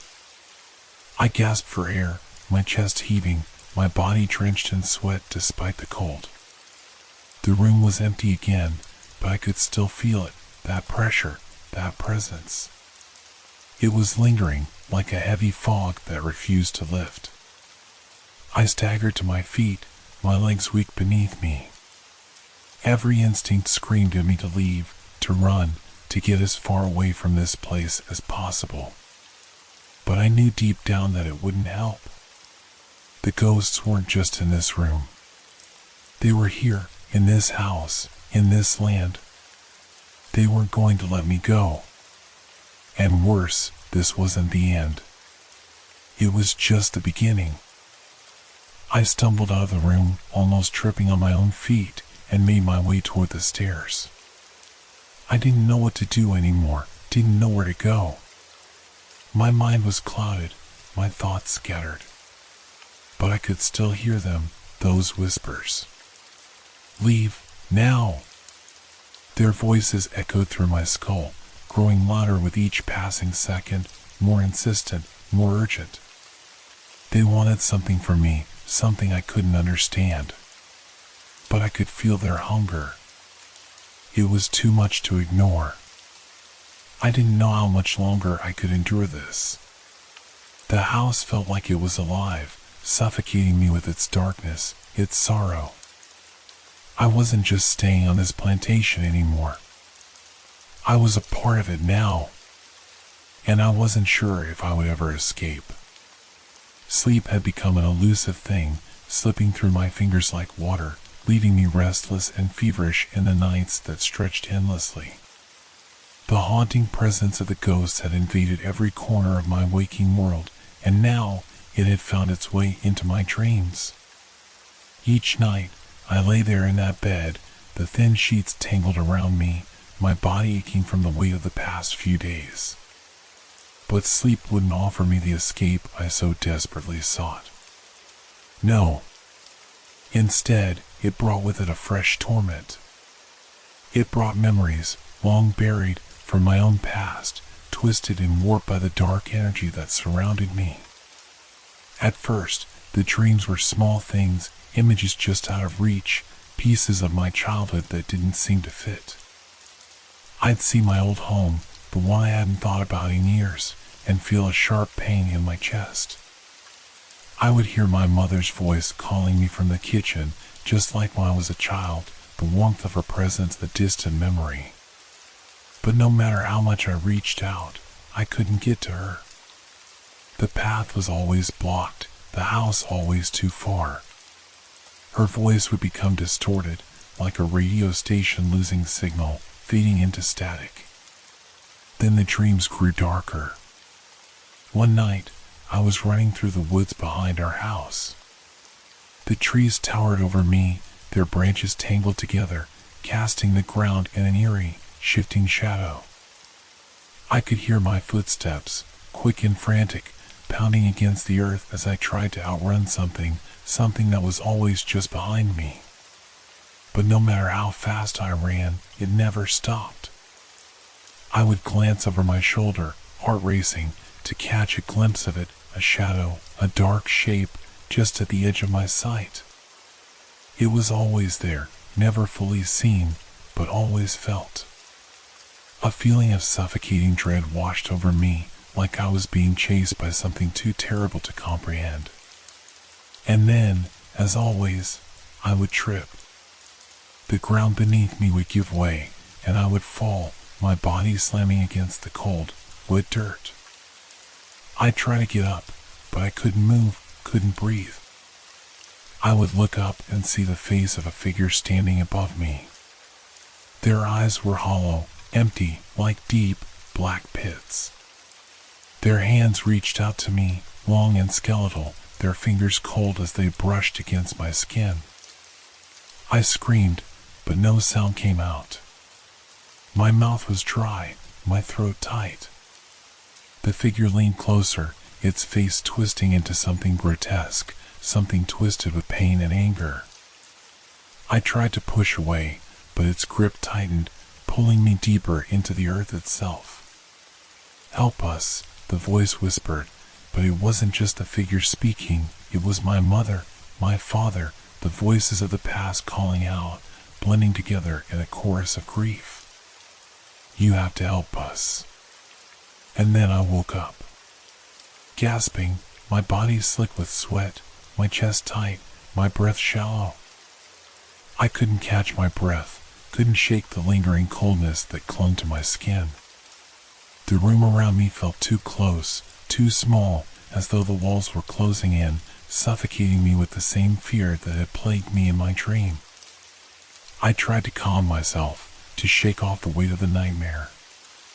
But when I closed my eyes, I could still hear it, the whispers, the voices. They were there, just beneath the surface, like a broken record repeating the same words over and over again. "Help us." It wasn't just the ghosts of the plantation that haunted me. My own past had been brought to life in these dreams, memories I'd pushed away, memories I'd buried deep inside me. There was something that I had forgotten, something that tied me to this place. The more I thought about it, the more I realized that I hadn't just come here by accident. The house, the land, the ghosts, it was all connected to something from my childhood, something I had never understood. The next night, the dream returned. But this time, it was different.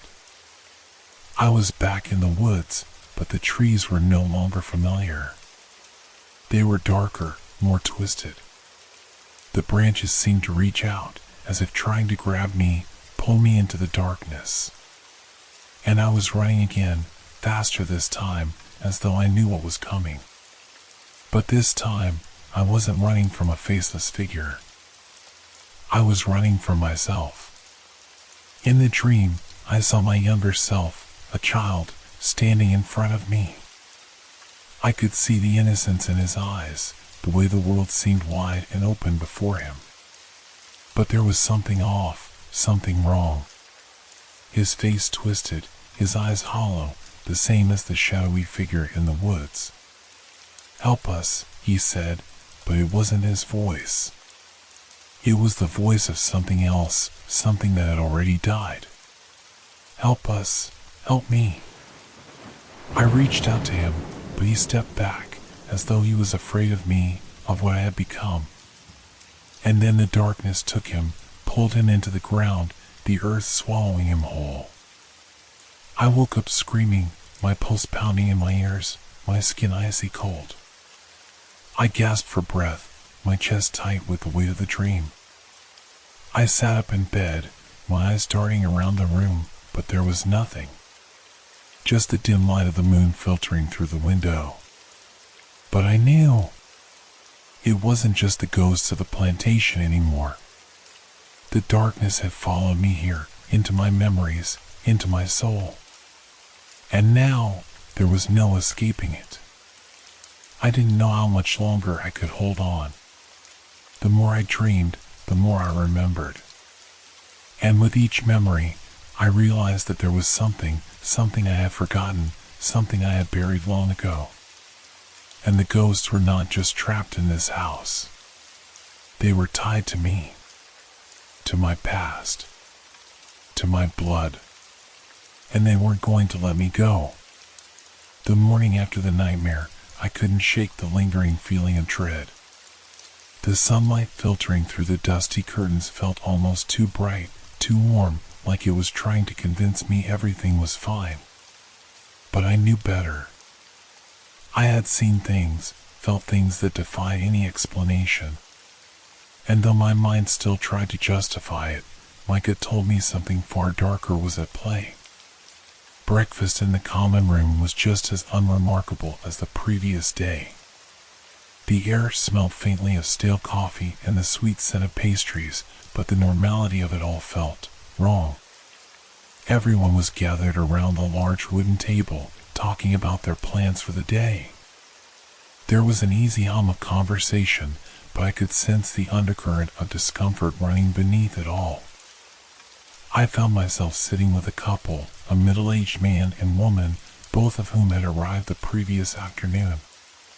They were polite, smiled easily, but their eyes never quite met mine. There was something in the way they glanced around the room, as if they were aware of something unspoken. "So, what do you think of the place?" I asked, trying to keep my voice light, masking the tightness in my chest. The ghosts, the nightmares, they weighed on me, but I wasn't ready to reveal everything yet. The woman smiled, but her eyes flickered nervously. "It's beautiful, don't you think? But, I don't know, there's something about it. Something off. Like it's too quiet here. Almost like the land doesn't want to be disturbed." Her words hit me like a punch to the gut. I knew exactly what she meant. The silence. The unnatural stillness that hung over the estate, like it was holding its breath, waiting for something. Or someone. Her husband, who hadn't spoken much until then, cleared his throat. "Yeah, I'm sure it's all just the atmosphere, the old history and all that. You know, it gets in your head. You start to imagine things." He gave a half-hearted chuckle, but I could tell he wasn't entirely convinced. "It's just like any old building, really. People start telling you ghost stories, and then you start thinking you're hearing things that aren't there." I wanted to say something, tell them that I wasn't imagining the sounds, the cold, or the shadows that crept closer every night. But I held back. Instead, I just nodded, feeling the weight of my own fear press against my chest. Maybe they hadn't seen what I had. Maybe they hadn't felt the presence in the walls or heard the whispers in the night. We ate in silence for a while, the clinking of silverware against plates the only sound. But then the woman, after a few moments of hesitation, spoke again, her voice quieter this time. Last night I thought I saw something. At the end of the hall, near the staircase. It was dark, but I swear I saw a figure, standing there, watching me." I stiffened, my heart rate picking up. Was this the beginning of what I had felt the night before? The creeping sensation that they were all around us, watching, waiting? Her husband's face softened, and he put a reassuring hand on her arm. "Probably just a trick of the light, hon. This place plays with your mind, you know? Old houses like this, creaky floors, weird angles, shadows everywhere. It gets to you." But she wasn't convinced. She shook her head. "No. It wasn't just a shadow. It was solid. Like a person. I even heard something, too. A voice, faint. Almost like someone was calling my name. But when I looked, there was nothing. My blood ran cold. Had they heard it too? The voices, the calling, the feeling of something just out of reach? It seemed like they were starting to see the same things I was. But they weren't ready to admit it. "I've heard things too," I said carefully, not wanting to scare them, but needing to share my experience. "Last night, there was this scraping sound, like chains dragging across the floor. And I saw something. A shadow standing in the doorway. It looked like a person, but not quite. And when I turned away, it was gone. The man looked at me with a forced smile, though I could see the unease in his eyes. It's easy to let your imagination run wild in a place like this. Trust me, it happens to the best of us. But you can't let it get to you. It's just the atmosphere. You know, history messing with your head.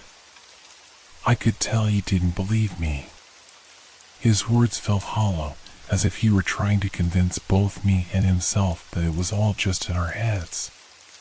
But something in the way the woman glanced at him, and the way she looked away quickly when she thought I wasn't looking, told me that maybe she wasn't so sure. "I'm sure you're right," I said, forcing a smile, but my heart wasn't in it. "But I don't know. There's something about this place. It feels like it's trying to draw us in." The woman's face tightened, her hands fidgeting with the edge of her napkin. I thought it was just me. I didn't want to say anything, but I think we've all been feeling it, haven't we? She said softly, as though trying to avoid the others overhearing. Her husband, clearly uncomfortable, shifted in his seat. "We don't need to talk about that. It's just the house playing tricks." But his voice lacked conviction. And I could see it then, he was scared. He was afraid of admitting the truth, of acknowledging the growing tension in the air, the way the very walls seemed to pulse with something that wasn't right. For the rest of the meal, we ate in strained silence. There was no laughter, no light-hearted chatter. Only the soft sounds of eating and the occasional glance exchanged between the woman and me. I had hoped for reassurance, for some kind of logical explanation, but it wasn't coming. The other tourists were just like me, caught between the desire to ignore what was happening and the truth that something was very, very wrong with this place. But I knew. The ghosts, the whispers, the nightmares, they weren't just tricks of the mind. They were real. And no matter how much we tried to deny it, we were all here, in this house, together. And something terrible was about to happen. I just didn't know how much longer I could hold on before I too became a part of this place's cursed history. The day dragged on like a slow, oppressive storm. The sunlight that filtered through the trees outside had turned pale and thin, as though even the sun itself was reluctant to shine on the place. My mind, however, was not focused on the outside world. It kept returning to the strange occurrences, the voices, the shadows, the growing sense of something sinister lurking just out of sight. I wandered through the house again, unable to sit still, trying to make sense of the chaos in my mind. I had heard the whispers of history, the stories that were buried deep in the plantation's past, but something felt off. There was more to this place than the tourist pamphlets had let on, more than I could have ever imagined. I found myself back in the grand hallway, the one where I'd seen that shadow last night, the one that had made my blood run cold. The walls were lined with old portraits, faded faces that seemed to watch me as I walked past. The eyes, so lifelike in their detail, gave me the strange feeling that they knew something I didn't. But it wasn't the portraits that caught my attention now. It was a small, dusty wooden table tucked away in the corner of the hallway, partially obscured by a heavy, moth-eaten curtain. Curiosity tugged at me, pulling me toward it like a magnet. As I neared, I saw a few old books and an assortment of trinkets, relics that looked like they had been forgotten for decades. And then, nestled among them, was a photograph. The edges were yellowed, the surface cracked, but the image was still clear enough to make out the details. It was a woman, young, but with an intense, almost haunted expression on her face. Her features were soft but set, eyes dark with a kind of quiet suffering. She wore a faded dress, a simple garment that spoke of a time long past. She was standing in front of the house, the same plantation that loomed behind her in the background. But what struck me most was the way she was positioned. Her posture was stiff, as if someone had told her to stand still for the photograph, and she had obeyed without question. I reached out cautiously, as if afraid the picture might disintegrate under my touch. Holding it in my hands, I felt a chill run down my spine. This woman, this stranger, felt too real, too present. The photos seemed to pulse with a strange energy, as though the woman herself was still here, watching, waiting. There was something written on the back in delicate script, a name, Evangeline. The date was faded, but I could make out 1850-something, just enough to know it was from a time long before the house had become a tourist attraction. There was another word, too, though barely legible, murdered. I stared at the word for a long time, the weight of it pressing down on me. Murdered. The word echoed in my mind, and 1,000 questions flooded my thoughts. Who was she? What had happened to her? Why was she here, in this photograph, in this house? And why did the name feel so familiar? It was as though her very presence was calling out to me, pulling me deeper into the plantation's bloody history. Without thinking, I turned the photograph over in my hands, studying the face of the woman once more. Her eyes, even frozen in time, seemed to plead for something. Justice? Rest? Or perhaps something even darker. Her expression was both sorrowful and angry, a mixture of emotions that hinted at a painful, unfinished story. That's when it hit me. I had heard whispers, passing conversations among the staff and other guests, about strange happenings on the plantation, about a curse, a death that had been so violent, so filled with hatred, that it had left a scar on the land itself. They spoke of the death of a woman who had been wronged in a way that no one could undo. The mention of the word murdered from the back of the photograph made the pieces start to fall into place. Evangeline, was she the one who had caused the curse? Was her violent death the catalyst for the torment that had begun here? A shiver ran through me, and I felt a heavy weight pressing on my chest, the air growing thicker as though the house itself was tightening around me. The presence of this woman, her death, her suffering, was not something I could easily dismiss. It had been written into the walls, etched into the land itself. I took one last look at the photograph, my fingers lingering on the edges of the cracked glass. And then, almost as if on instinct, I placed it carefully back on the table. I could feel the weight of her story pressing down on me, urging me to understand, to dig deeper, to uncover the truth. But even as I walked away, I couldn't shake the feeling that Evangeline was still watching. That her eyes, dark, intense, filled with sorrow and rage, followed me wherever I went. The plantation was no longer just a place. It had become a tomb, a prison. And I was trapped inside it, slowly becoming part of its cursed history. Her death was not just a part of the past. It was the reason everything here felt so wrong. And it was only a matter of time before I would have to face the consequences of uncovering what had happened. The thought made my skin crawl, but I couldn't turn back now. The path I had started walking on was too far gone. The photograph of Evangeline haunted me long after I placed it back on the table. It wasn't just the image that unsettled me, it was the feeling that had washed over me when I saw her face, the undeniable sense that she was still here, that she was watching me. It was as if she knew I'd uncovered her secret, and she was waiting for me to understand the full horror of what had happened to her. But what was happening? The more I thought about it, the less I could be sure of anything. My mind was unraveling, each new detail from the past blurring into the present. I couldn't tell where the past ended and my reality began. Each step I took through the house seemed to lead me further away from the world I once knew. At first, I tried to dismiss it. I told myself that it was just stress, too much time spent in the same oppressive place, too much exposure to the stories of death and tragedy. But as the days wore on, I felt something worse creeping in. Something darker than just doubt or fear, paranoia. I began questioning every sound. The house creaked and groaned in 1,000 different ways, but each one felt intentional, as though the walls themselves were conspiring against me.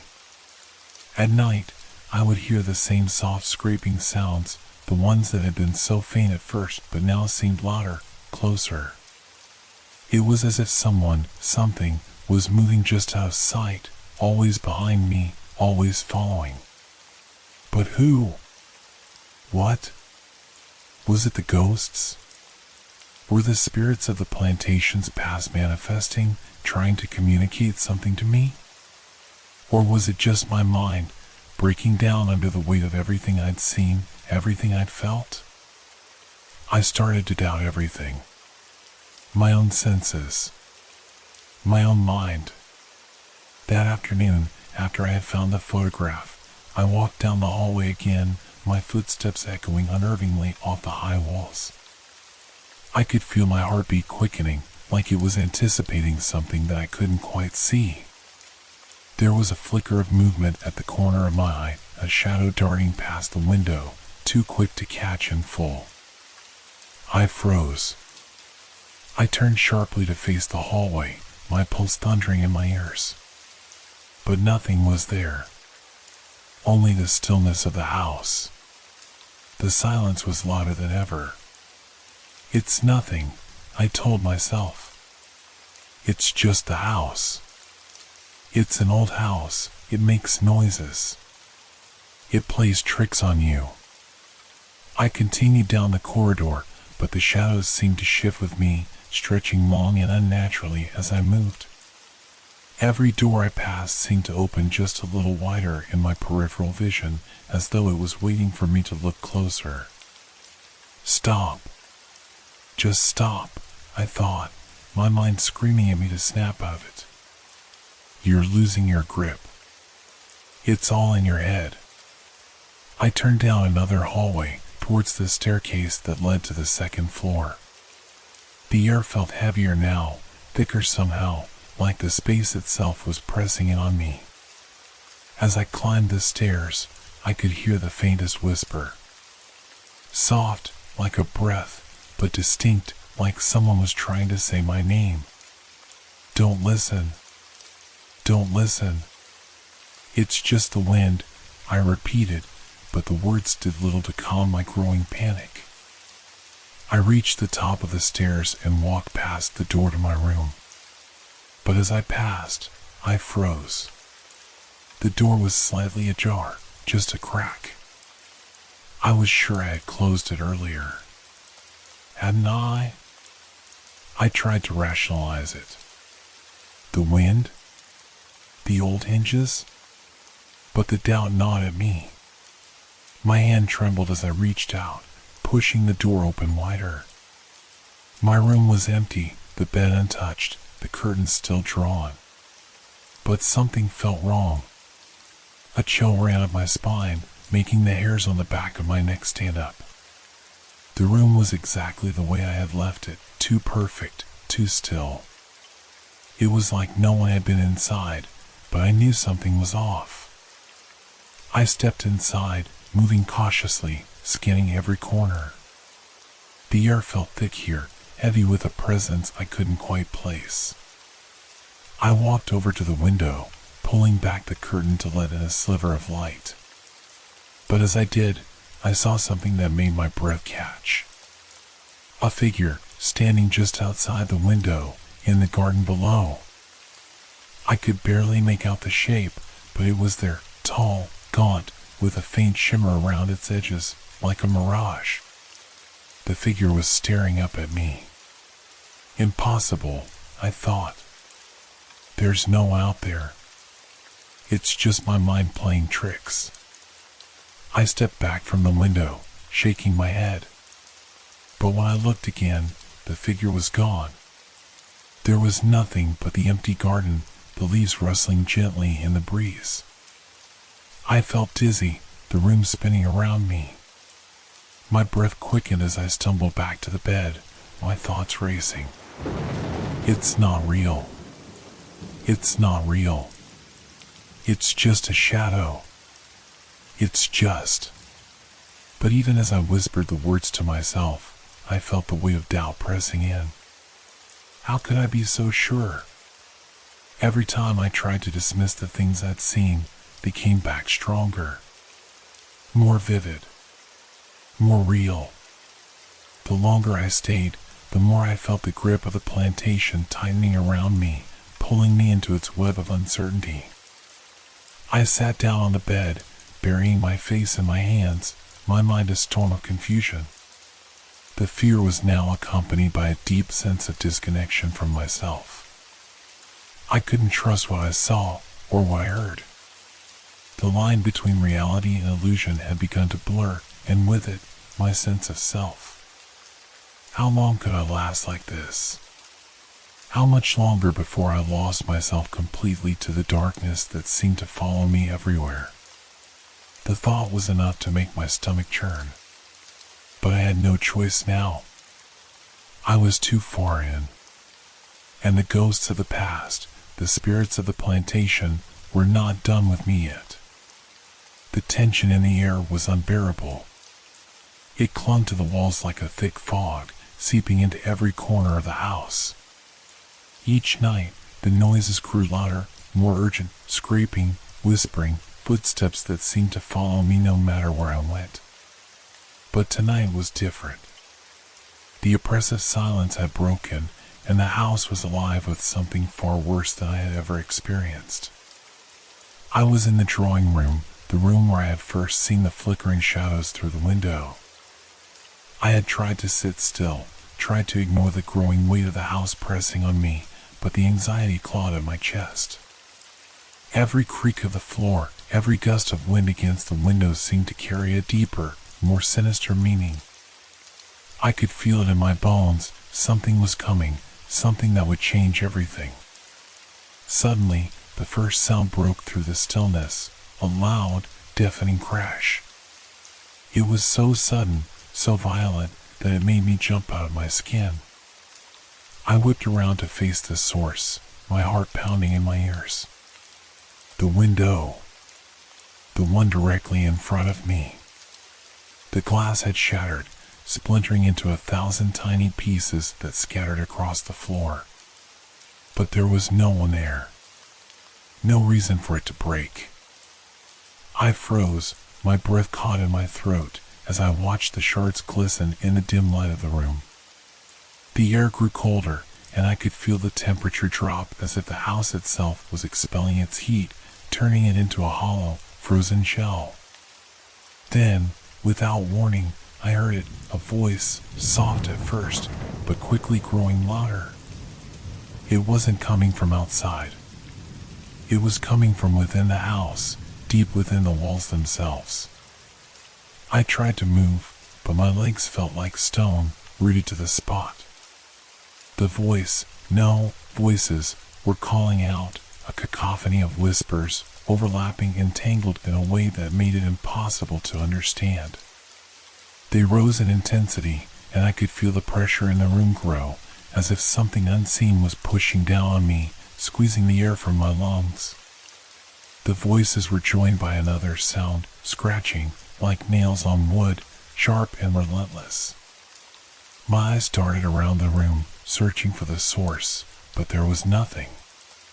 No person, no shadow. Just the suffocating darkness pressing in on all sides. Then came the footsteps, slow at first, then quickening, echoing through the hall outside the door. I was paralyzed, my eyes fixed on the door handle, expecting it to turn at any moment, expecting the spirits to flood in. I couldn't move. I couldn't breathe. All I could do was wait. Then, a cold draft swept through the room, followed by another crashing sound, a heavy thud, as if something had been thrown to the floor.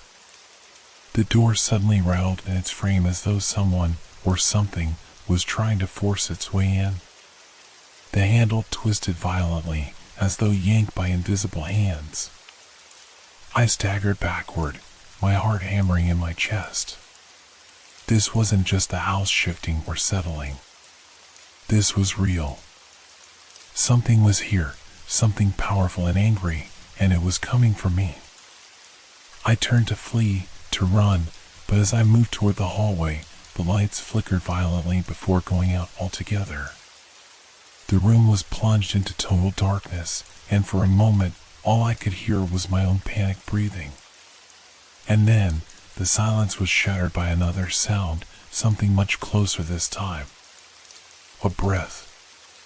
A hot, foul breath right behind me.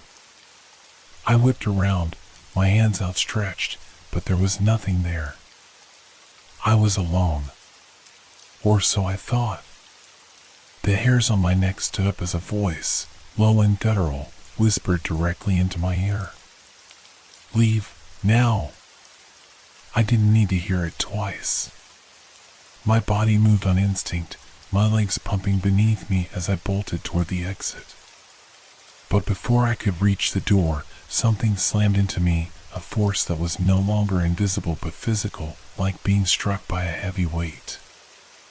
I stumbled, falling to the floor, my head spinning. The room around me felt alive, vibrating with an energy that seemed to pulse from the walls themselves. Then, another crash. This time, the ceiling above me cracked open, splintering in a violent explosion of wood and dust.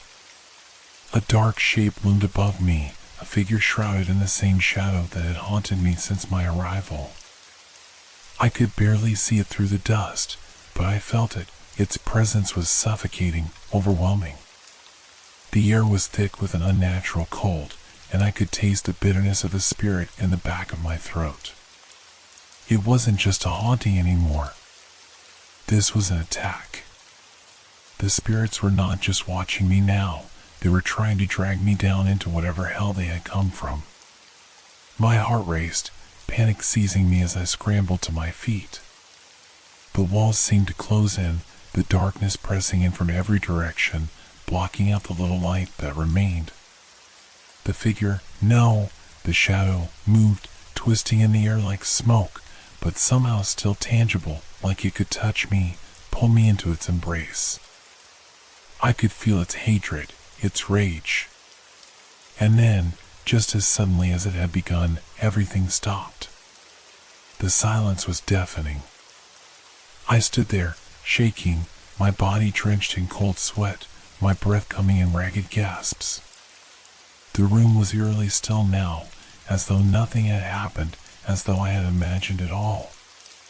But I knew I hadn't. I could still feel the cold lingering in the air, the weight of the presence that had filled the room only moments ago.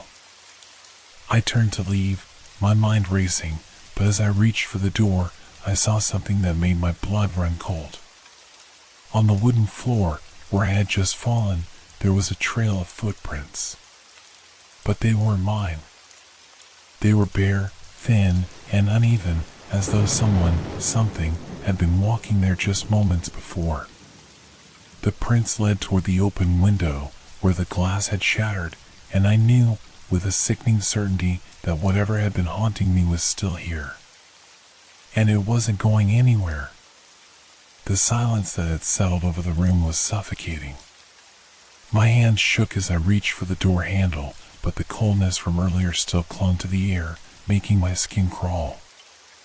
Every fiber of my being screamed for me to run, to escape, but the weight of the house, of the spirits that haunted it, felt like an iron shackle on my soul. I was trapped, both physically and mentally, caught in a battle I couldn't understand, let alone win. I stumbled into the hallway, my heart racing in my chest. I had to leave. I had to get away from this place.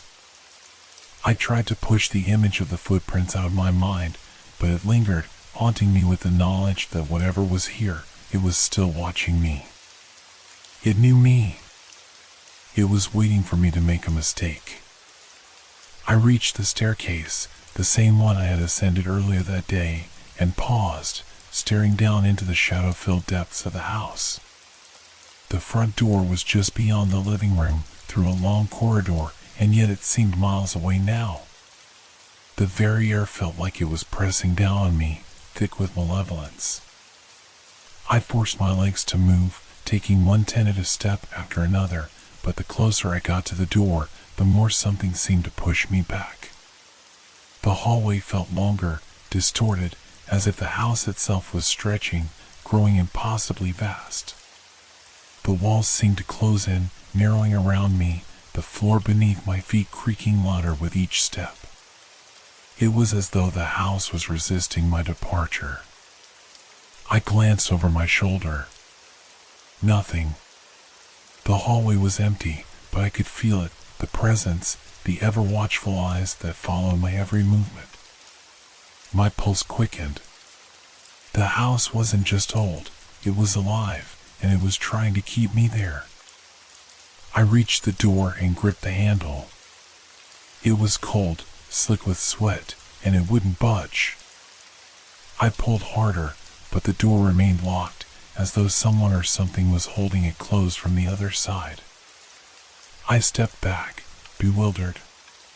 This wasn't right. I had seen the door open earlier, heard the faint echoes of the wind outside. Why wouldn't it open now? Panicking, I looked around for something, anything, that could help me break free. But there was nothing.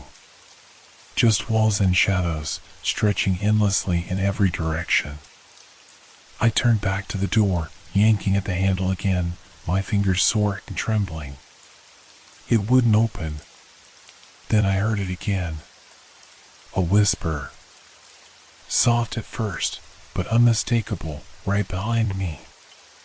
Stay. The voice sent a chill down my spine. It was not a voice I recognized, but something about it felt familiar, like an old memory tugging at the edges of my mind. I turned sharply, expecting to see something there, but there was nothing, just the empty hallway, dark and cold. I spun back toward the door, desperate now. I hammered on it, shouting, pleading for someone to help me. But the house seemed to swallow my voice, absorbing it until it faded into the oppressive silence. I wasn't going to escape. The realization hit me like a physical blow, a crushing weight settling on my chest. I could feel it, the pull of the house, the way it seemed to draw me deeper into its web with every passing second. It wasn't just the spirits anymore.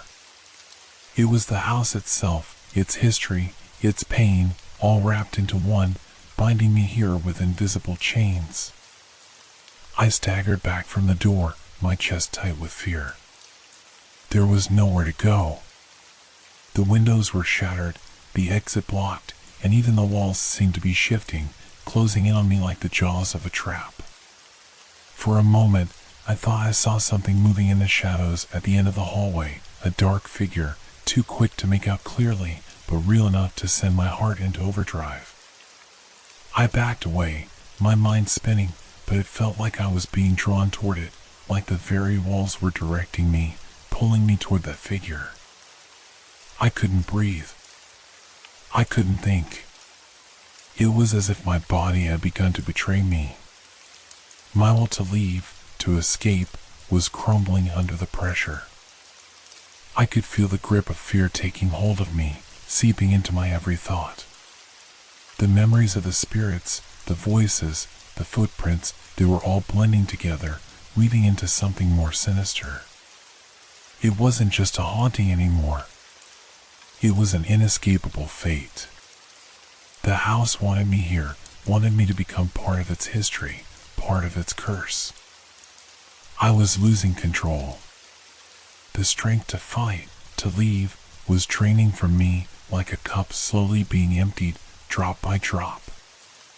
I heard another whisper, closer this time, as if it was right next to my ear, "You're already one of us."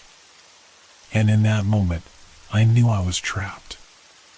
There was no escaping. The house had claimed me, and no matter how hard I tried to fight it, I was already part of its story. I felt my knees buckle beneath me, my body no longer able to resist the weight of the house, the spirits, the curse. I collapsed to the floor, the last shred of my will flickering out like a dying candle. I had come to find answers. But now, all I could do was surrender. The house had won. The air grew colder, impossibly so, and I felt the weight of it press down on me like a physical presence. The house seemed to pulse with an energy I couldn't understand, its walls vibrating with some ancient rhythm. My mind was unraveling, thoughts jumbled, fragmented. I couldn't escape. Every corner of the house felt like it was closing in on me, pulling me toward the center of its terrible history. And then, in an instant, everything changed. The shadows around me deepened, swirling into a darkness that seemed to stretch endlessly. The flickering light from the shattered windows dimmed to nothingness, and I was plunged into a void. I couldn't see, couldn't hear, but I could feel it, something ancient, something powerful, breathing all around me.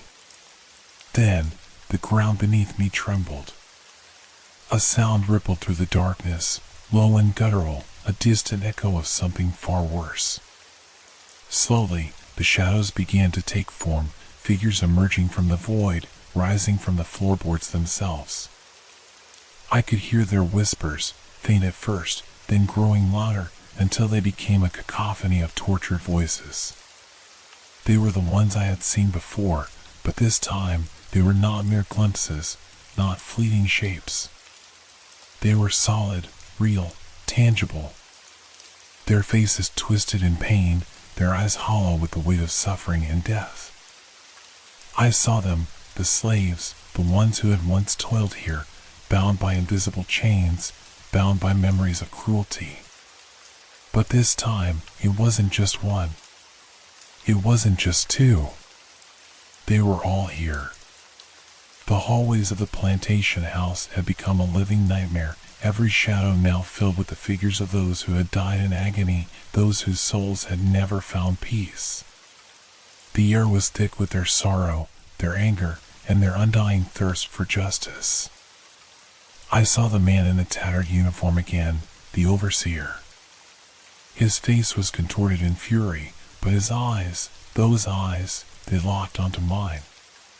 And then, something else, another face, one I hadn't seen before. A woman, her body twisted and broken, but her gaze was the most haunting. Her mouth moved, but the words that came out were not words at all. They were screams, shouts of despair, of death. And as they moved toward me, a wave of heat surged through the room. The temperature spiked so fast I could feel the sweat pouring down my back, but it wasn't the heat of a summer afternoon. It was a suffocating warmth, the heat of something burning, something alive, something that wanted to consume me. The ground beneath me split open, revealing a dark, fiery pit. The flames that rose from it were not orange, not red, but a deep, unnatural blue, flickering like spirits themselves. The figures of the past, of the slaves who had been tortured, worked to death, forgotten, reached toward it. They wanted to pull me in, to drag me into that infernal abyss. And then the woman with the broken body stepped forward.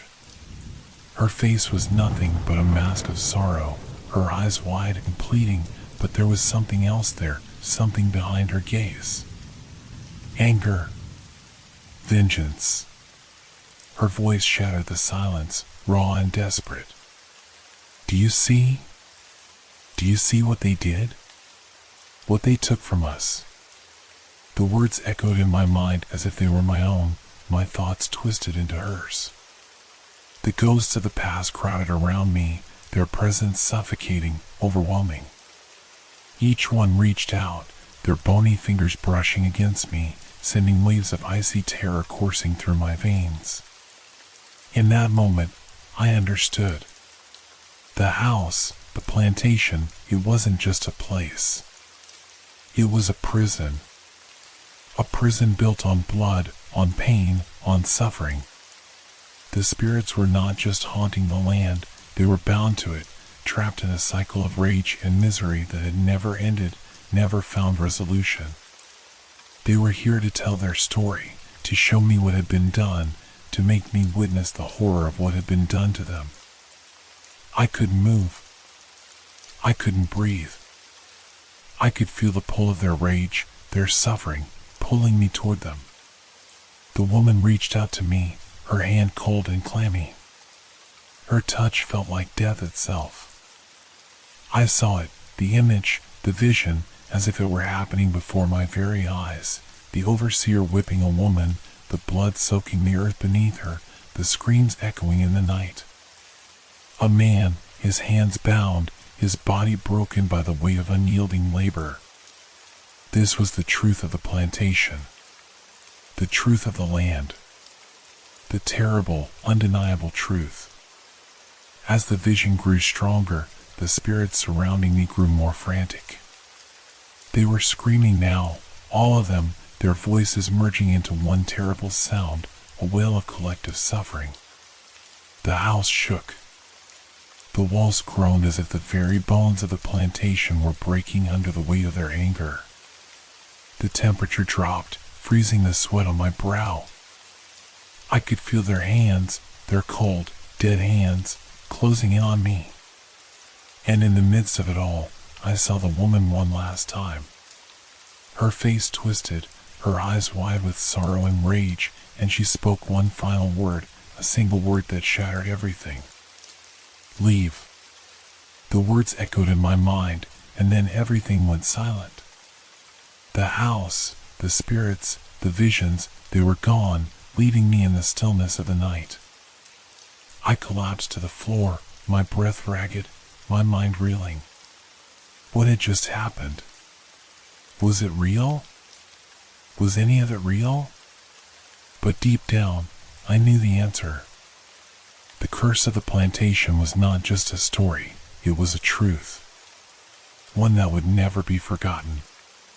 The oppressive silence that had followed the vision was short-lived. It was as if the house itself had held its breath, waiting for me to make a move, to decide whether I would fall further into the nightmare or try to escape it. But the truth weighed heavily on me now. I knew I couldn't stay. I had witnessed too much, felt the raw power of the spirits that roamed. This place. The curse, the anger, the deep sorrow, they were all tied to this land, this plantation. And if I remained, I would become another part of that torment. I couldn't stay. I gathered what was left of my strength, my body still trembling from the vision. I had seen the truth now. The spirits had shown me their pain, their endless suffering, and I understood that they would never rest until their story was known, until they were acknowledged.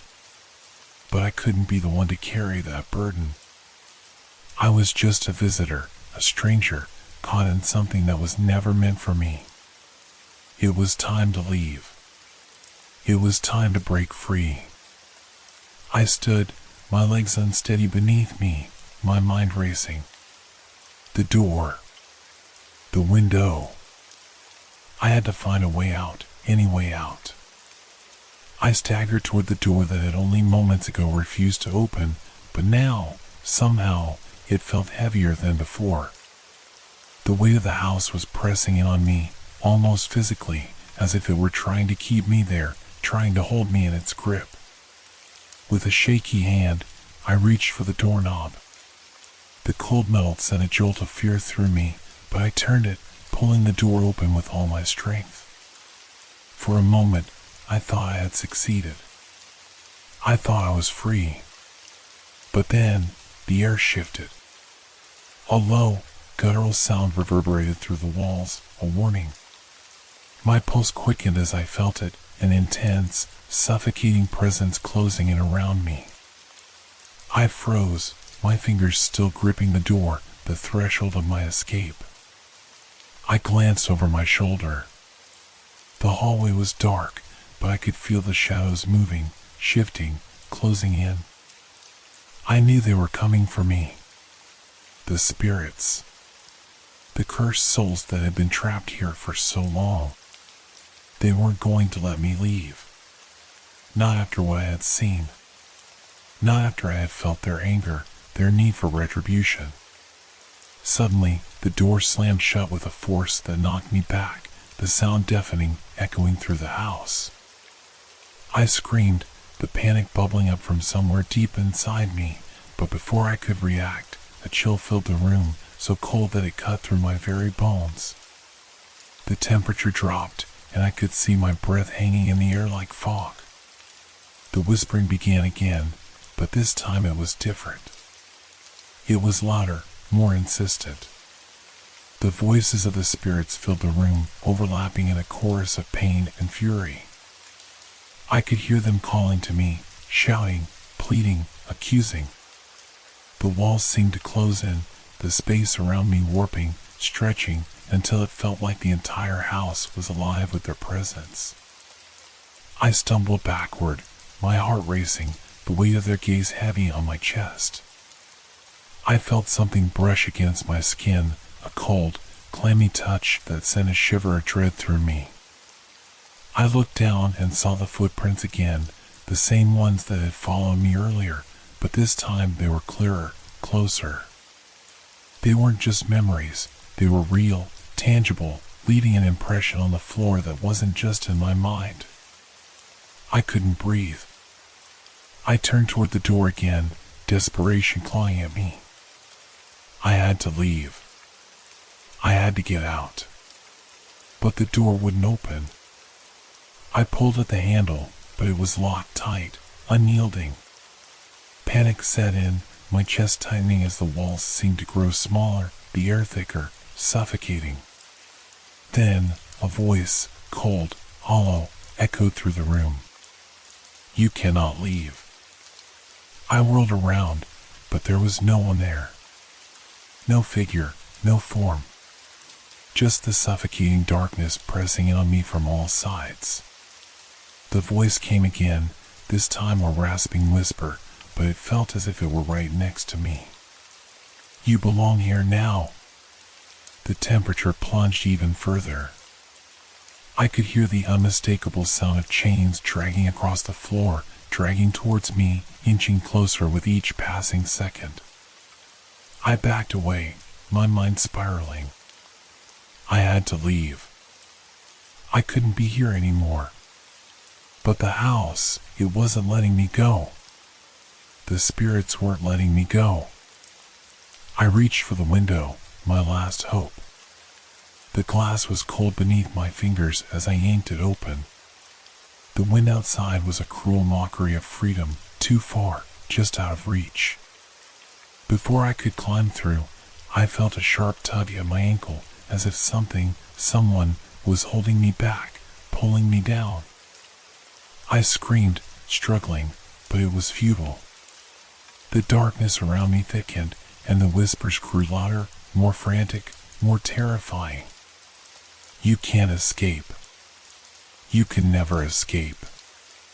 The chains clinked louder, the cold grip on my ankle tightening. My breath came in gasps, my body trembling with fear and exhaustion. But no matter how hard I pulled, no matter how loud I screamed, I was stuck. I was never going to leave. The door creaked open just a fraction, but it wasn't a door anymore.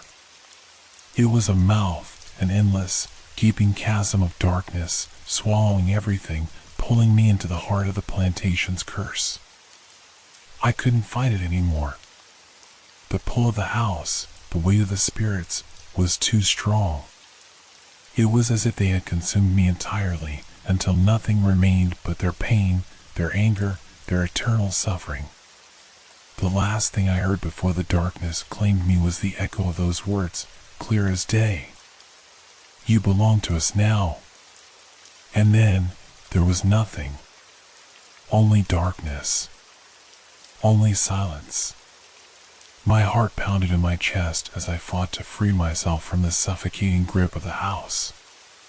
The room felt smaller with every passing second, the walls pressing in like the ribs of some monstrous creature. I could feel the cold, the dampness seeping into my bones, but it wasn't just the temperature that chilled me, it was the presence, the weight of the spirits gathering around me, their restless energy closing in from all directions. I didn't know how much longer I could hold on. My legs were giving out, the strength draining from my body with each desperate movement. I tried to call out, but my voice was hoarse, swallowed by the overwhelming silence that followed. The house was alive with a hunger I couldn't comprehend, and the spirits, no longer faint whispers or fleeting shadows, were manifesting before me.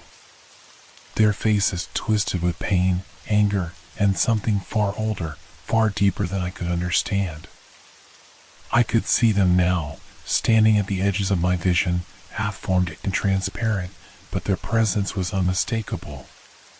The woman with the burnt skin, her body still faintly glowing in the dim light. The man with the chains, his hands outstretched, dragging invisible weights behind him. They weren't just ghosts. They were memories, they were suffering made flesh. The longer I stood there, the more real they became, like they were bleeding through the fabric of time itself. Their eyes, wide and desperate, locked onto me. Their mouths moved, but no words reached my ears, only an overwhelming sense of urgency. They needed me to see it, to understand it. I staggered back, my body trembling, fighting the rising tide of panic. I couldn't breathe. I couldn't think. The pressure was unbearable, and every instinct screamed at me to run. But where? There was nowhere to hide. No place to escape. The chains rattled again, and I felt them tugging at my limbs, cold metal scraping against my skin. I turned, half blind with fear, to see the shadows pulling closer, the figures becoming solid, their faces twisting in agony. It wasn't just fear anymore.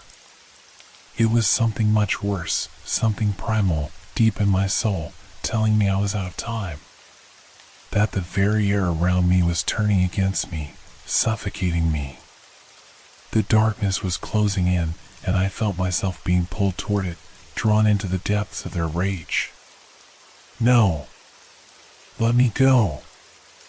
I screamed, my voice echoing through the empty house, but no sound answered. Only the relentless pull, the cold hands of the spirits gripping my arms, my legs, my heart. I could feel their weight on my chest, their despair crushing me. I stumbled toward the door again, but it was no use. The door slammed shut in front of me with a force so violent it nearly knocked me off my feet. I pressed my palm to it, desperate to push it open, but the wood was like stone beneath my touch, unyielding and cold. You can't escape, the voice rasped, the words somehow filtering into my mind. You will never leave. I spun around, my eyes wild with terror. The figures were closing in, their spectral hands reaching for me, pulling me back. Their faces were twisted in agony, their eyes black, pools of endless torment. I fought back. My body screamed in protest, my muscles aching with the strain. I shoved against the spirits, though they were insubstantial, nothing but cold, thin air, but it felt like I was battling a force far stronger than myself. The pressure on my chest, on my throat, grew more unbearable with every second. You belong here, the voice repeated, louder now, as if the house itself was speaking to me, its ancient, decaying walls reverberating with its words. You are part of the curse now. You cannot leave. I could barely keep my balance, barely remain on my feet. My head was spinning, and my vision blurred as the spirits pressed in around me, their ethereal fingers brushing against my skin, leaving behind cold streaks of invisible touch. The smell of decay, of earth and rotting wood, filled my nose. The ground beneath me shifted as if the house were sinking into the earth itself. I couldn't breathe. I couldn't see. I couldn't think. The pressure of their presence was too much, their pain and anger overwhelming me. It was like being caught in the midst of a storm. Everything was spinning out of control. Everything was closing in, suffocating me. I let out one last scream, my voice broken and raw, but there was no escape. There was no way out. In that moment, I understood. The house was its own prison, its own curse, and once you entered, once you became part of its history, there was no leaving. No surviving. I tried to run, but my legs gave out beneath me, and I fell to the ground, the cold floor pressing against my cheek. I felt a hand, no, a cold, phantom grip, curl around my wrist, pulling me down. The darkness rushed in, consuming everything. The spirits were all around me now. They were inside me. Their anger, their suffering, their unending pain was inside me. And I could feel it. I could feel their rage, their despair, their need for revenge. They had won. They had taken me. I could no longer fight. The last thing I saw before the darkness swallowed me whole was the face of the woman with the burnt skin, her mouth open in a silent scream, her eyes full of eternal suffering. And then, there was nothing. Only the suffocating silence of the house. Only the endless, unyielding darkness. I woke up gasping for air, my body shuddering as if I'd been submerged in ice-cold water for hours. My limbs felt like lead, weighed down by the invisible burden that had been pressed upon me by this cursed place. The darkness around me was thick, stifling, almost tangible. The house, or what was left of it, seemed to pulse, like it was alive, feeding off the remnants of my terror. I was lying on the cold floor of what felt like a forgotten room, the air dense with the smell of mildew and decay. I tried to sit up, but my body refused to cooperate, trembling uncontrollably. Every movement felt like a struggle against unseen chains, as if the weight of the spirits was still upon me, dragging me down into the earth. My head was spinning, the remnants of my nightmares clinging to my thoughts. The faces, the figures, the torment, they were all still there, lingering in the corners of my mind, whispering, urging me to join them in their endless suffering. But I had to move. I had to escape. I dragged myself to my feet, my legs barely holding me upright. My vision was blurry, my senses dull. I reached out to steady myself against the crumbling walls of the room, the cold surface sending a shiver up my spine. The house itself felt as though it were alive, shifting, groaning under the weight of the years, the curse, the endless pain it had witnessed. I couldn't stay here any longer. I stumbled through the house, my footsteps faltering with each move. The faint creaks of the floorboards under my weight were a mocking reminder of the forces at play in this place. The windows were dark, sealed, as if the house itself were shutting me in, unwilling to let me go. Every shadow seemed to stretch and twist, as if alive, waiting to consume me once more. I couldn't look back. I couldn't stop. But I could feel them. They were there, closer now, their presence stronger, their cold fingers brushing against the back of my neck, sending ice through my veins. The spirits, the souls who had never left. They were watching. They were waiting for me to break, to surrender. I pushed on, driven by a single, frantic thought, escape. It wasn't about surviving anymore, it was about leaving this nightmare behind, no matter the cost. I reached the front door. It was ajar. For a moment, I thought my eyes were playing tricks on me, the dim light from outside casting eerie shadows into the darkened hallway. I hesitated, my mind swirling with doubts. Could it be real? Could I finally be free? No. It couldn't be that easy. I reached for the door, my hand trembling as I gripped the knob. As soon as I touched it, a wave of dread washed over me, so intense that it nearly knocked me off my feet. The house seemed to scream in protest, the walls groaning as though in agony. The air turned cold, freezing my breath, and I could feel the weight of the spirits pressing against me, forcing me to turn around. A voice, low, guttural, whispered from the darkness behind me. "You can never leave." My heart skipped a beat. I didn't need to look back to know what was waiting for me. I could feel them, the countless souls, their agony and rage pressing against me like a wall. They were here, in the house, in the air, in my mind. Their suffering had become mine. I swung the door open, stumbling outside, into the night. The cool air hit me like a slap, but it was a relief, a sharp contrast to the suffocating darkness inside. For a moment, I thought I had made it. But as I stepped onto the porch, the ground beneath my feet seemed to shift, to tremble. I turned to look at the house one last time. The windows were dark, but I could feel their eyes on me, all of them, watching. The house seemed to loom taller in the darkness, like a living thing, its silhouette twisting in the moonlight. And in the stillness, I could hear it, soft at first, then louder, whispers. The spirits, their voices coming from the walls, the ground, the very air around me. They were not done with me. The curse was not over. It had only just begun. I stumbled backward, feeling the earth beneath me give way, as though the ground itself was pulling me back toward the house. I tried to run, but my legs wouldn't obey. I was trapped, inescapable. I fell to my knees, gasping for breath, my body convulsing as I was pulled deeper into the darkness. The house, the spirits, the curse, it all overwhelmed me.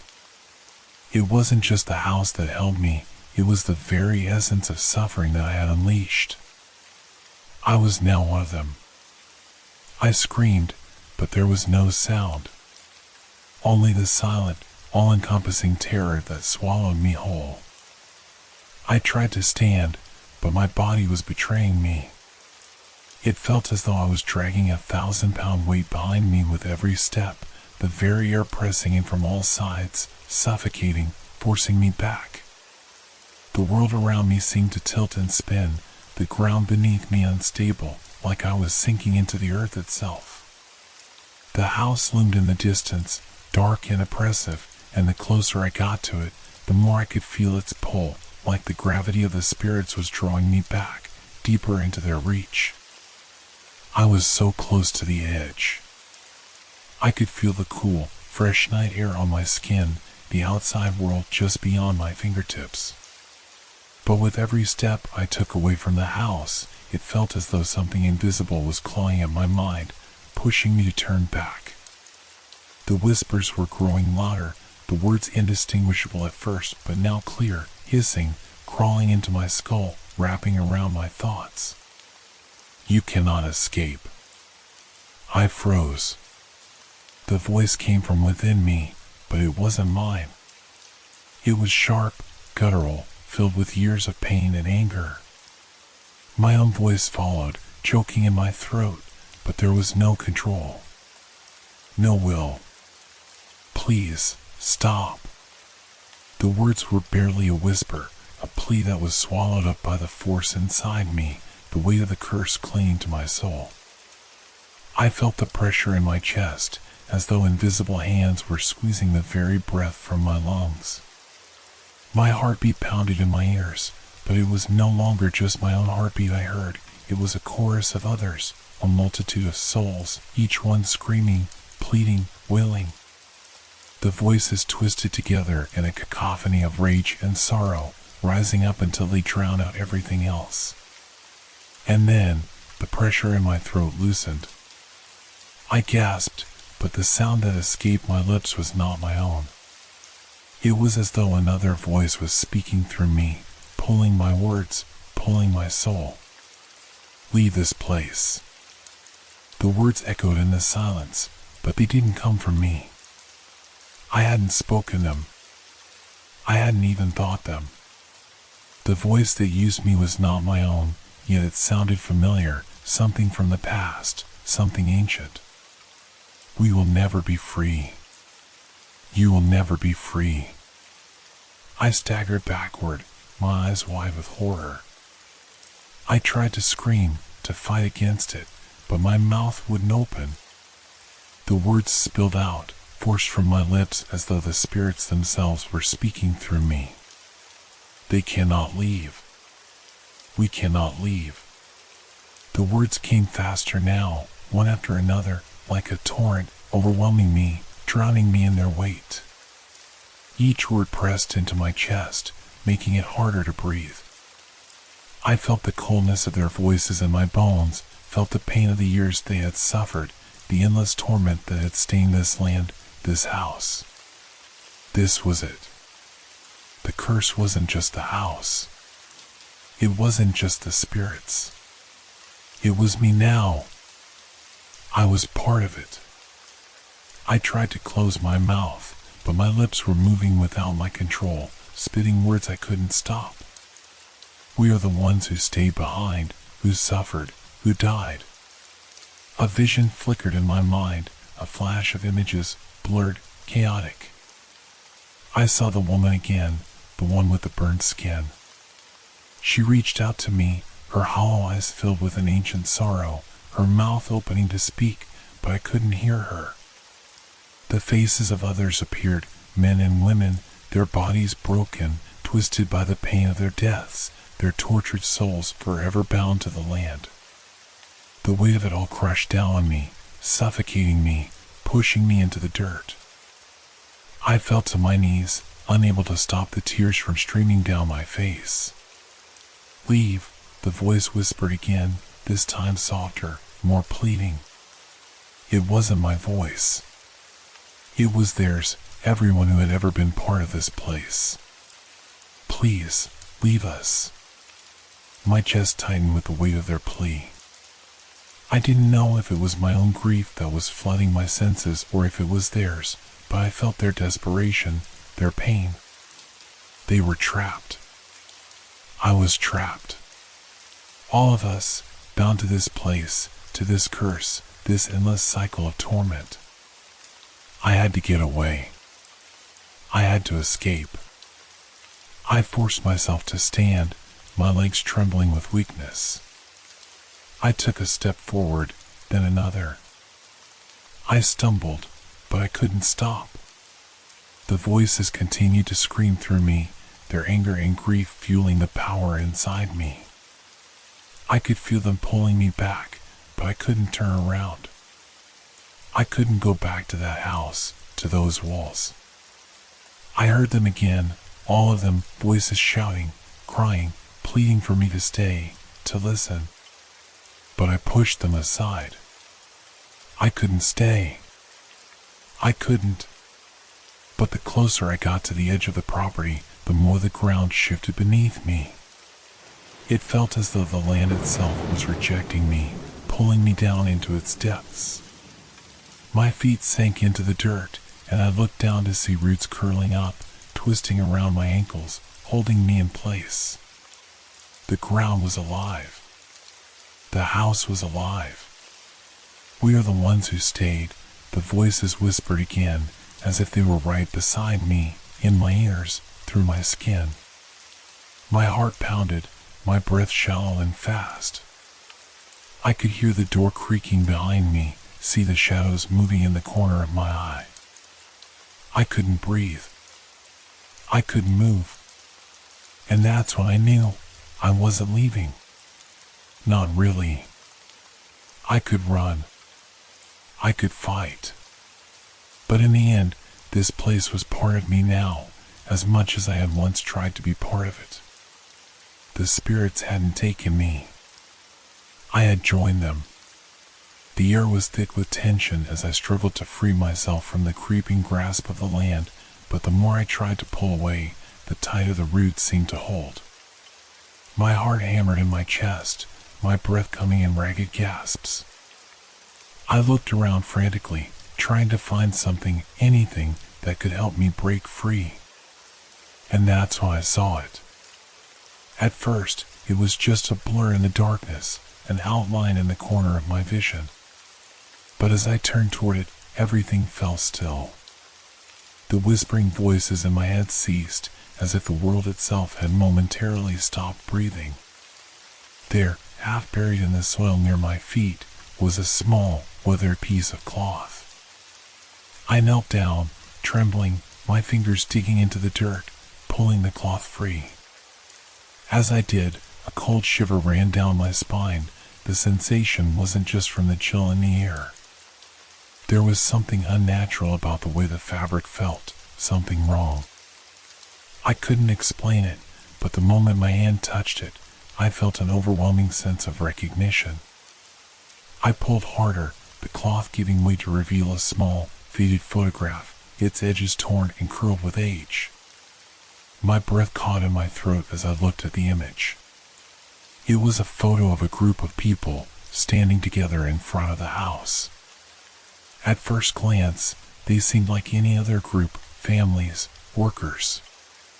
But as I studied the faces, something deep within me stirred. One woman stood out, her face eerily familiar. It was the same woman I had seen in my visions, the one with the burnt skin. She was standing at the front of the group, her gaze distant, her expression blank. And there, beside her, was another face, one that seemed to linger in the back of my mind, just out of reach. My heart skipped a beat. The man in the photograph was me. No, it couldn't be. I blinked, my mind reeling. The world around me seemed to swirl, like the photograph was drawing me in. The figures in the image shifted, their expressions warping into something grotesque. The woman with the burnt skin reached out toward me, her hand twisted in a plea, her eyes locked onto mine. My head spun. I could hear the whispers again, louder now, but they weren't speaking to me. They were speaking through me. You are one of us. The ground beneath me trembled, as though the earth itself was reacting to the realization. I fell backward, the photograph slipping from my hands as the roots loosened just enough to allow me to move. I scrambled away, but the words continued to echo in my mind. You have always been part of this place. You have always been one of us. My breath came in shallow gasps as the pieces started to fall into place. The moment I had stepped onto the plantation, something had shifted inside me. The oppressive weight of the house, the strange sense of déjà vu, it wasn't just a feeling. It was a memory. I had been here before. In some other life, some other time, I had lived among them. I had been part of their pain, part of their suffering. And now, I was one of them, trapped, bound to this cursed place. I staggered to my feet, the realization settling like a stone in my chest. The land wasn't just claiming me, it had already claimed me. I wasn't a tourist. I wasn't an outsider. I had always belonged here. I looked down at my hands, trembling as I clutched at the earth beneath me. The land seemed to pulse with a life of its own, a force that was both familiar and foreign. The faces in the photograph danced before my eyes, their eyes locked on mine, their voices calling out from the depths of time. You cannot leave. You are one of us. You have always been. The truth was undeniable. There was no escape. The spirits had not just trapped me in the house. They had trapped me in the very soil of this land, in its history, its memory. The curse had never been a matter of time, it had always been a part of me. As the last of the roots released their grip, I stumbled back to the house, unable to fight the pull anymore. The whispers, the visions, the feeling of something someone always watching. It had been leading me here all along. I wasn't running anymore. I was home. And I could feel the spirits, the souls of those who had once lived and died here, surrounding me, welcoming me back. The house was no longer a place of fear, it was my prison. My fate. The horror of the plantation wasn't just in its past, it was in its present, and I was a part of it. Always had been. Always would be. I thought I had done it. I thought I had escaped. The heavy wooden door had groaned on its hinges as I pushed through it, the night air hitting my face with a cold, refreshing slap. The oppressive weight of the house, the suffocating presence of the spirits, seemed to lift, if only for a moment. I had broken free. I had escaped the hell of the plantation. Or so I believed. I staggered out into the yard, the vast expanse of moonlit land stretching before me. The mansion loomed behind, its windows dark and empty, as if it had never been alive at all. The crickets chirped in the distance, the night air smelled sweet and clean, almost too clean, too perfect. It felt like any other night in the world. My heart slowed, my breath steadying, as I took a deep, trembling breath of relief. I was free. But there was something strange about the way the ground felt beneath my feet. It was soft, as if it was giving way, sinking just a little with each step. I looked down, but there was nothing unusual, nothing out of place. The grass was still, unmoving. The moon on above, casting its silvery light over everything in perfect stillness. Yet, in the pit of my stomach, something twisted. The shadows around me seemed to shift, undulating like smoke in the corners of my vision. I tried to shake it off, to ignore the gnawing sensation that the night was somehow wrong. I turned away from the house, my feet carrying me instinctively toward the road. It was so close now, so close to being truly free. Just a few more steps, and I could leave this cursed place behind, disappear into the night, never to return. I took another step, and the ground shifted beneath me. My heart skipped a beat.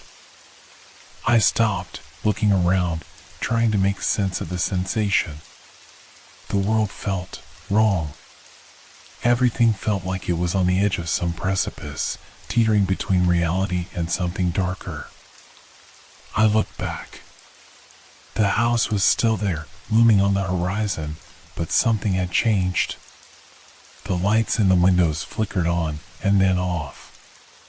There, in the distance, was a figure standing in the doorway, its outline barely visible in the darkness.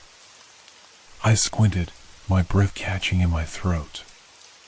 It looked like a man, tall and thin, wearing what seemed like the tattered remnants of old plantation clothes. His face was obscured in shadow, but I could feel his gaze on me, piercing, cold. No, this couldn't be real. I turned back toward the road, quickening my pace, but something strange happened. The landscape began to warp. The road ahead of me stretched out longer than it should have, the trees on either side bending unnaturally as though the very earth was distorting around me. I stumbled, disoriented, feeling the panic rising in my chest. The air around me grew thick, suffocating. I couldn't breathe, couldn't think. I looked around. Where was the road? There were no lights, no signs of civilization, only the black, oppressive trees closing in from all sides. I ran, or at least I tried to, but it was as though I were stuck in a dream, every step taking me nowhere. My feet dragged through the soft ground, sinking deeper with each stride. The world seemed to shift, and the house, that damn house, reappeared in front of me, as if mocking me, as if it had never been far away at all. I gasped, stumbling back, my body trembling in terror. The figure in the doorway stood there still, his face now visible, an expression of deep sadness and rage. I wanted to scream, but my voice caught in my throat. My mind raced. How had I come back here? It didn't make sense. I had left. I had been free. But now, I was back in front of the mansion again. The ground beneath me shifted once more, and I realized it wasn't the road that had changed, it was me. I had never left. I had never been outside the house. This was another illusion, another trick of the mind, another hallucination brought on by the house's curse. My hands shook as I reached out to touch the wooden door, feeling its cold, weathered surface beneath my fingertips. It was the same door I had thought I had escaped from. I pulled it open slowly, the familiar creak echoing in the silence. The hallway stretched out before me, the same dark, oppressive air filling the space. I had never left. The house had never let me go. I staggered backward, my breath coming in ragged gasps. I tried to run again, but my legs felt like lead. The walls seemed to close in around me, the whispers growing louder, all of them speaking at once, drowning out my thoughts. I wasn't free. I never would be. I had never truly left this place. The plantation had claimed me. I was part of it. Always had been. Always would be. I couldn't run anymore. The whispers were too loud now, too sharp, like 1,000 voices pressing into my mind. I could no longer tell where the house ended and I began. The walls seemed to ripple like liquid, and the very air around me felt thick, suffocating, as if it were alive, wrapping around me, pulling me back into its grasp. I tried to move, to force my legs to carry me away from the horrors of the plantation, but I couldn't. I felt rooted to the spot, as though the ground had risen up to hold me in place. My arms trembled, and I could feel my heart pounding in my chest, but it was no use. I wasn't in control anymore. The figures began to appear in front of me, one after another. At first, they were blurry, vague shadows that danced just out of focus, like ghosts caught in the corner of my eye.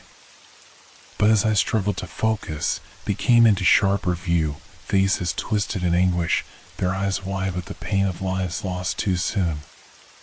Faces of men and women, but most painfully, the faces of children, their expressions a mixture of terror and sorrow, all staring at me from the darkness. They didn't speak. They didn't need to. I knew who they were. I knew what they had been.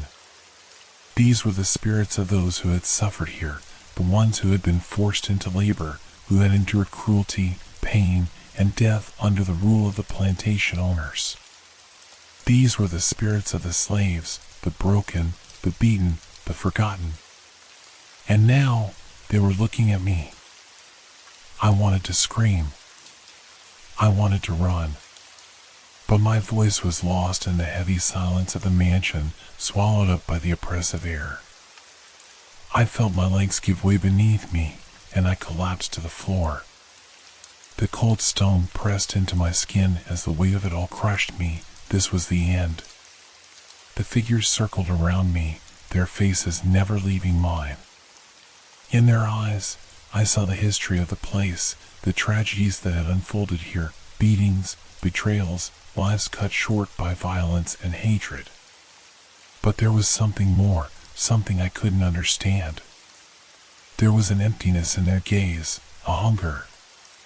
They were trapped here, just like me, forced to relive their torment forever. And now, so was I. The realization hit me with brutal force. I had become one of them. In my quest to understand, in my desperate need to escape, I had been pulled deeper into the plantation's curse. I had stepped into their world. I had become part of the tragedy that had never truly ended. My mind, my body, my very soul had been absorbed into the house, the land, the story of suffering and death. I tried to rise, to escape this final fate, but I was too weak. My body refused to move, my limbs numb as if they no longer belonged to me. I could feel the coldness seep into my bones, the darkness closing in around me, until there was nothing left but the endless cycle of pain. The figures, the ghosts, reached out to me. Their hands were cold, their touch like ice, but I couldn't pull away. I was drawn to them, pulled into their sorrow. The memories of the past became my own, their stories flooding my mind until I couldn't tell where their pain ended and mine began. I was drowning in it. And then, as the darkness took over, I realized this was my punishment. This was how it had always been. The plantation had claimed me, just as it had claimed so many others before me. I had never left. I had never escaped. The house, the land, the ghosts, they were all one. I was part of them now.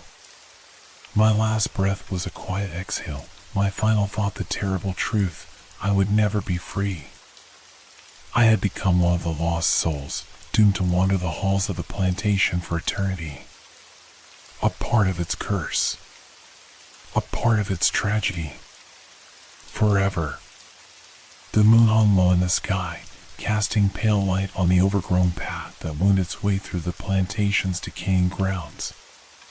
The air was still, but it felt heavy, charged with the weight of countless forgotten souls. I walked along the familiar trail, my footsteps silent, my presence a whisper in the wind. I had no destination, no purpose, only the endless loop of time, the same walls, the same halls, the same room where I had first felt the true terror of this place. I wasn't sure how much time had passed, days, weeks, years. It didn't matter. Time had no meaning here, in this cursed place where history bled into the present, where the past refused to let go. My eyes, once full of life, now reflected only the stillness of the plantation, empty, void of hope. The mansion loomed ahead, its once grandiose exterior now weathered and crumbling, but still alive, still pulsing with an eerie energy. It was as much a part of me as I was of it now, an inseparable bond forged in terror and despair. The ghosts, the memories, the horrors, all intertwined, creating a living nightmare that I could never escape. I approached the front door, the same door I had tried to leave through so many times. It creaked open without hesitation, as if expecting me. Inside, the house stretched out before me, the darkened corridors filled with echoes of the past. Faint whispers brushed against my ears, the voices of those who had once walked these halls, who had suffered and died here, their pain eternal. I moved through the rooms like a shadow, unable to stop myself, unable to turn back. My body had become as intangible as the ghosts that haunted this place. Each room I passed through was a memory, a moment frozen in time, a story etched into the walls. The kitchen, where the sound of clattering pots and pans had once been so familiar, now echoed with the cries of anguish that had been silenced long ago. The dining room, where grand meals had once been served, now stood empty, its table set with invisible plates, as though waiting for the lost souls who could never return. In the library, the old books lay undisturbed, their pages yellowed with age. One by one, I passed them, the stories of long-dead people and forgotten events, their lives written in ink and paper. The history of the plantation, of its horrors and its triumphs, of its pain and its legacy, was all here, preserved in these dusty volumes. But now, they were just records of a past that could never be undone. As I moved through the estate, the faces of the other souls I had come to know flashed before me. The children, the women, the men, they all watched me with empty eyes, their sorrow a constant weight upon my chest.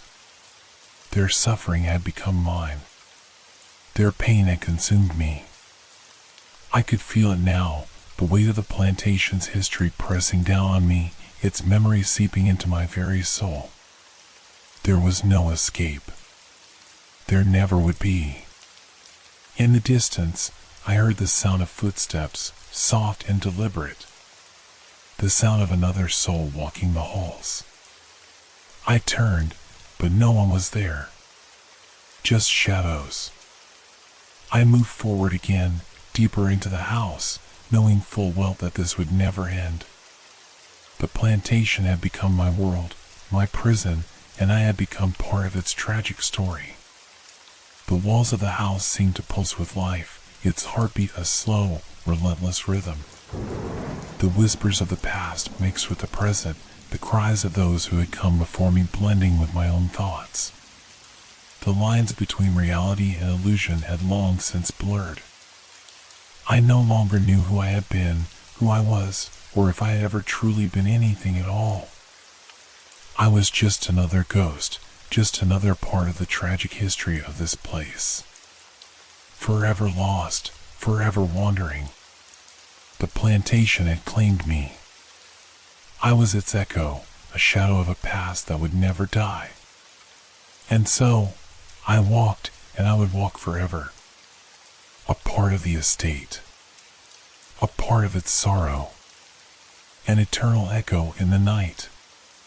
The sun had barely begun to rise over the moss-covered trees when the new group of tourists arrived at the plantation, oblivious to the curse that still clung to the air.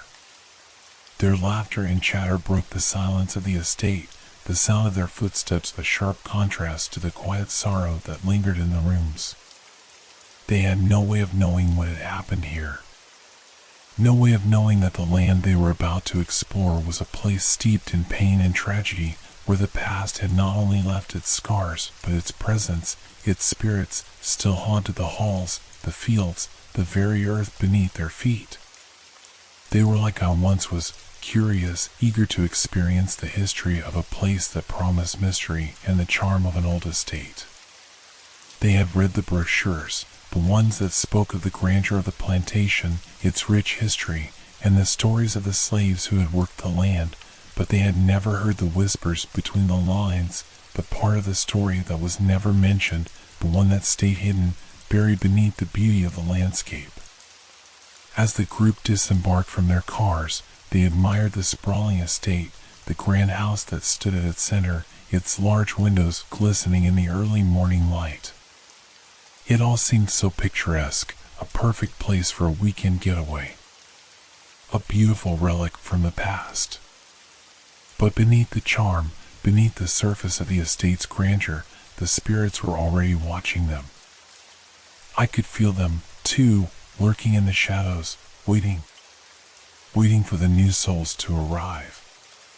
The tourists gathered in front of the mansion, laughing and taking photos, unaware that they were already becoming part of the plantation's long, tragic history. The spirits, the ones who had never truly left, were already whispering in their ears, already touching their minds. Slowly, imperceptibly, their presence was being felt.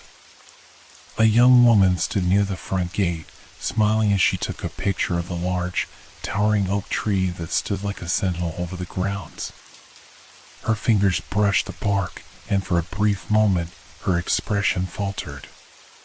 She blinked as if something had touched her, something cold, something fleeting. But she shrugged it off, assuming it was nothing, just a momentary chill. In the distance, a man and his wife were walking toward the front steps of the house, their eyes scanning the architecture, pointing out the finer details of the old home. The woman, holding her husband's arm, suddenly stopped. She looked down at the ground, as if something had caught her eye. But when she bent down to investigate, there was nothing there, only the dust and dirt of the path. Still, she shivered, a brief, inexplicable feeling of unease creeping over her. The tour guide, a young man in his mid-20s, was full of enthusiasm, eager to share the story of the plantation with the visitors. But even as he spoke, he felt the familiar weight of the house's history pressing on him. He couldn't shake the feeling that something was watching them, something that had always been there. But he quickly dismissed it, pulling his attention back to the group. His voice was confident, but his eyes darted nervously toward the house. As the tourists entered the mansion, the temperature seemed to drop. A subtle shift in the atmosphere. It was as if the house itself had noticed their arrival, a quiet greeting that only the spirits could understand. The laughter from the group continued, but their voices sounded oddly distant, as if muffled by the thick, oppressive air. The man who had been photographing the house paused for a moment, glancing at the windows of the second floor. There was something about them, an odd reflection. He couldn't quite make it out, but it felt wrong. He blinked, and the reflection was gone. But the unease lingered. Inside, the tour guide began his spiel, describing the history of the plantation. The tourists listened, nodding along, unaware that each word he spoke was stirring something within the house. The spirits, the souls of those who had suffered here, began to stir in response. The mansion was waking up, and with it, the dark memories of its past.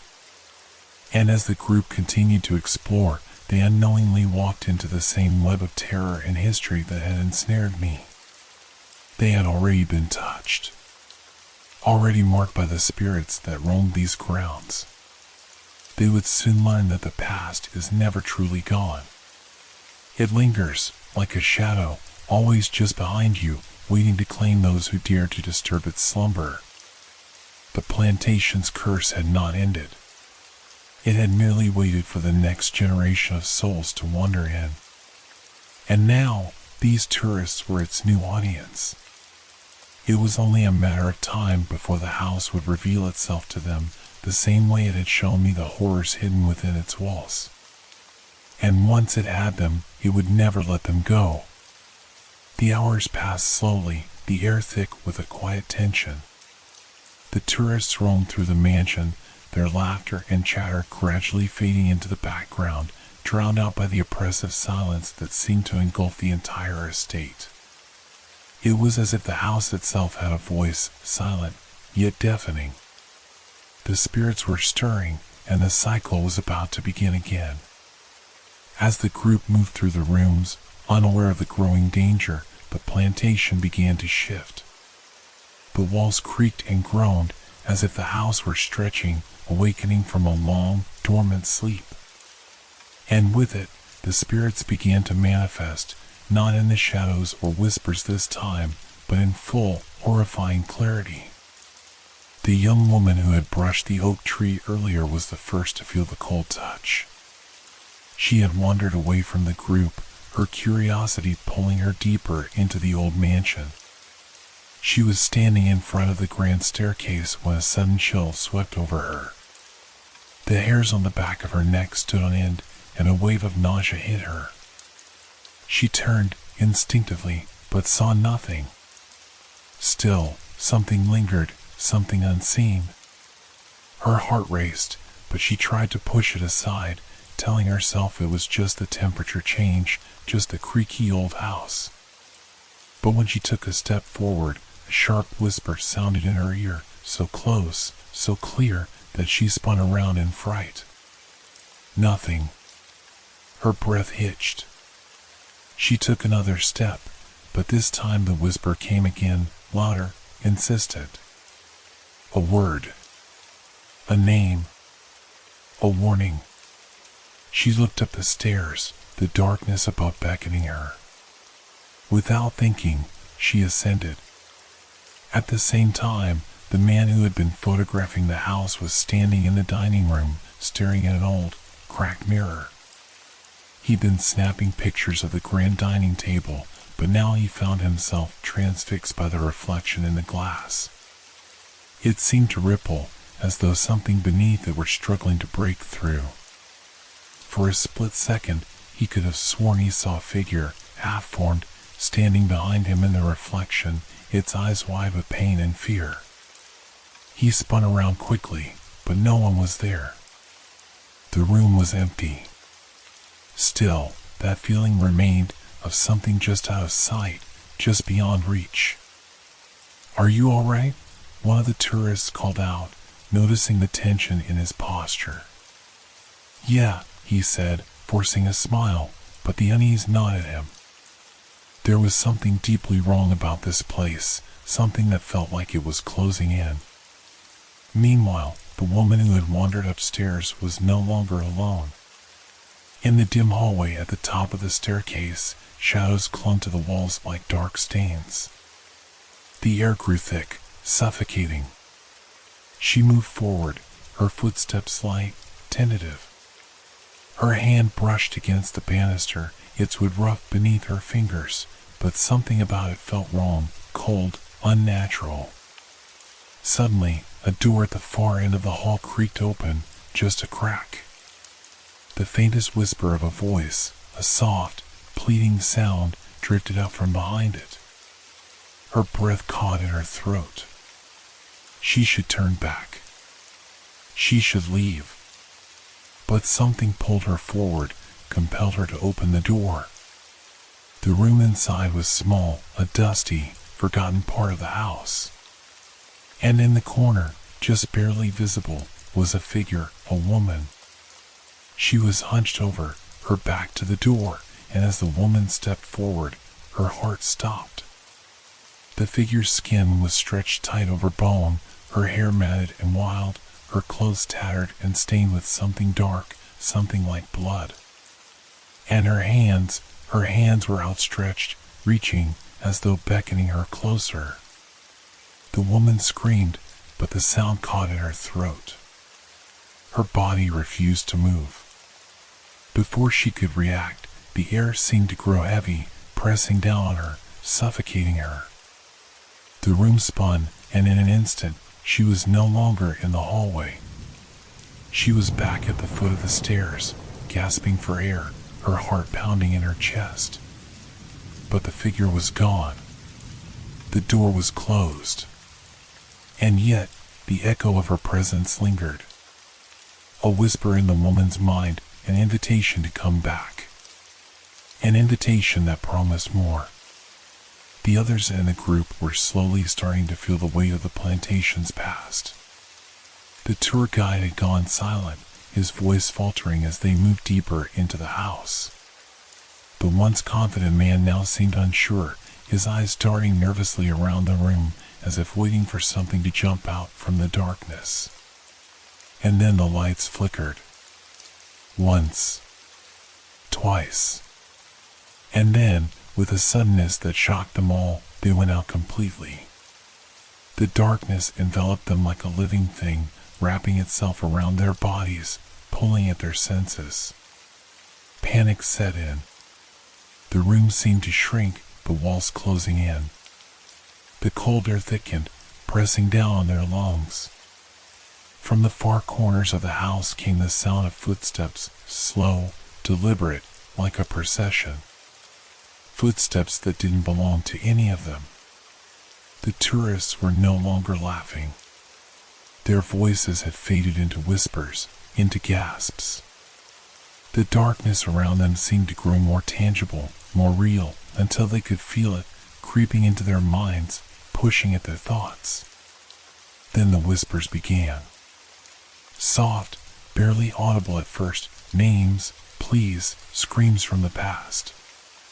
And as they stood there, paralyzed in the pitch-black darkness, they realized the truth. They were already part of the cycle. The spirits had chosen them, marked them as their next victims. There was no escape. The plantation's curse would claim them, just as it had claimed me, just as it had claimed so many before. This new cycle of horror had only just begun, and they were trapped in it now, like insects caught in a web, waiting for the inevitable. The darkness seemed to stretch endlessly, wrapping itself around the tourists like a suffocating shroud. The oppressive silence was broken only by the occasional creak of the old house, the whispers that seemed to swirl and fade with every breath, and the growing sound of footsteps that didn't belong to anyone in the room. The room, too, felt as though it was changing. The walls appeared to close in slightly, and the air became thick with a palpable heaviness. For a brief moment, everything stopped. There was no movement, no sound, just the weight of the house pressing down on them. And then, the whispers grew louder. "They never leave, not really."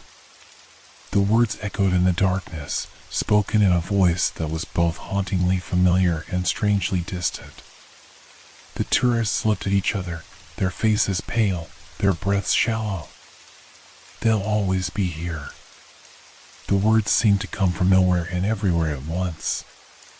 Some of the tourists stepped back, terrified, but there was no place to go. No way out. It was as if the house itself had swallowed them whole, trapping them within its cursed walls. The air grew colder, and the sound of chains scraping across the floor filled the room, distant at first, then closer. The house seemed to be alive, its walls groaning, the floorboards shifting beneath their feet, as if to remind them of the story they had ignored. The woman who had ventured upstairs earlier now stood frozen, her eyes wide with horror. She could see something moving in the shadows, a shape that seemed to flicker in and out of existence, only visible for a fraction of a second. And then, in a blink, it was gone. But the memory of it stayed, burned into her mind. It was not the same as the shadows of the past, the old remnants of slaves or victims that haunted the house. This was something new, something that had been stirred from the very fabric of the plantation's tragic history. In the corners of the room, the tourists could now see faint outlines of figures, ethereal, translucent, their eyes filled with sorrow and rage. The spirits, the former slaves who had suffered and died here, were no longer just whispering. They were manifesting, appearing more clearly, walking among them, as if reliving the same pain over and over. The legend of the plantation was not just a story. It was a living, breathing thing. The pain, the torment, the cruelty, everything that had happened here was still alive, echoing in every corner of the house. The horrors of the past had never truly left. They had only been waiting, dormant, for the right moment to resurface. One of the tourists, a man who had been laughing earlier in the evening, now trembled as he looked into the mirror hanging on the wall. His reflection was distorted, stretched in unnatural ways. The figure that stared back at him wasn't his own. It was a face he didn't recognize, a woman's face, twisted in agony. He gasped, stumbling backward, but the reflection remained. The woman's mouth opened, and for a split second, he could hear her screams, long, desperate cries that seemed to pierce the silence of the room. Her eyes locked onto his, pleading, begging for something. The room shifted again. The walls trembled as the temperature dropped even further, and suddenly, the air was filled with the sound of chains rattling, the thud of heavy footsteps moving across the floor. The spirits were closing in on them. The man turned, hoping to run, but the doorway, the only escape, was gone. It had been replaced with a solid wall of rotting wood, the same as the rest of the decaying house. The legend had come alive. The plantation was more than just a place, it was a memory. A dark, unyielding memory that could not be erased. Every death, every injustice, every soul that had been lost to the horrors of this land was bound to it, woven into the very fabric of the house. And now, they were all trapped in the cycle, forced to relive the agony over and over, until the house was full, until the spirits were satisfied. But they would never be satisfied. The tourists had become part of that endless cycle, caught in the grip of the plantation's curse. There was no escape. No ending. The past would never fade, and the horrors would never cease. The spirits had claimed them now, just as they had claimed so many before. Their cries would join the others, the whispers of the lost souls that filled the house, eternally searching for a release that would never come. The legend would live on, repeating itself for as long as the plantation stood. And so, the house waited, quiet for now, but always watching, always listening. The history of the plantation would never end, its horrors never truly forgotten. The new tourists had entered the cycle, and their story would be woven into the tapestry of suffering that bound the house forever. The night stretched on, thick with the weight of the past, and the air seemed to hold its breath. The tourists, once full of excitement and curiosity, were now reduced to trembling shadows of their former selves. The house had swallowed them whole, each one now an unwilling part of its dark legacy. The walls, the floorboards, the very ground beneath them, they all seemed to pulse with an energy that was both ancient and eternal. For a brief moment, there was silence. Not the peaceful quiet of the night, but a deep, suffocating stillness, as if the house itself was waiting. Waiting for something. Waiting for them to understand.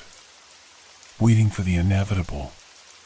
The walls creaked, the sound like a low groan of recognition. Then, from every corner of the room, the spirits began to appear again, faint at first, like mist rising from the floor, but gradually becoming clearer. The lost souls of the plantation's past, the slaves who had been tortured, the children who had been torn from their families, the lives cut short by cruelty and hatred. They circled the room, their eyes hollow, their faces frozen in expressions of endless suffering. Some reached out toward the tourists, their hands outstretched, pleading for release. Others merely stared, their gaze empty, as though they had long ago given up hope of ever finding peace. The tourists, now trapped in the grip of the plantation's curse, felt the pull of the past close in around them. They could no longer distinguish between the living and the dead. The line had blurred, and the house had become a prison, one that had claimed countless souls over the centuries. And now, it was their turn. In a corner of the room, one of the tourists, a woman who had once been so eager to explore the place, collapsed to her knees, tears streaming down her face. Her cries filled the air, but no one could hear them. Not in the way she needed them to. The ghosts surrounded her, their silent pleas joining hers, and for a brief moment, the two worlds collided, alive and dead, past and present. The woman's eyes locked onto one of the spirits, a young girl whose face was filled with fear. The girl reached out to her, not in anger, but in a silent plea for understanding. For help. But there was no help to be found. The cycle had already been set in motion. The circle was complete. The spirits, now intertwined with the tourists' souls, would never leave the plantation. They had joined it, just as those who had suffered before them had. The house would continue to wait, ever hungry, ever longing for new souls to feed on until the end of time. And so, as the sun began to rise, casting long shadows across the once beautiful grounds, the cycle continued. The tourists would not leave. The spirits would not rest. The past had a way of catching up, always, and now they were all part of the legend, trapped in a never-ending loop of suffering. And as the wind howled through the broken windows, the whispering began again. They never leave, not really. The house, the plantation, the spirits, they would remain forever, a dark, eternal echo of the past. And the new arrivals, those unaware of the history they were walking into, would soon become part of it too, repeating the cycle over and over as the legend lived on. The circle was complete.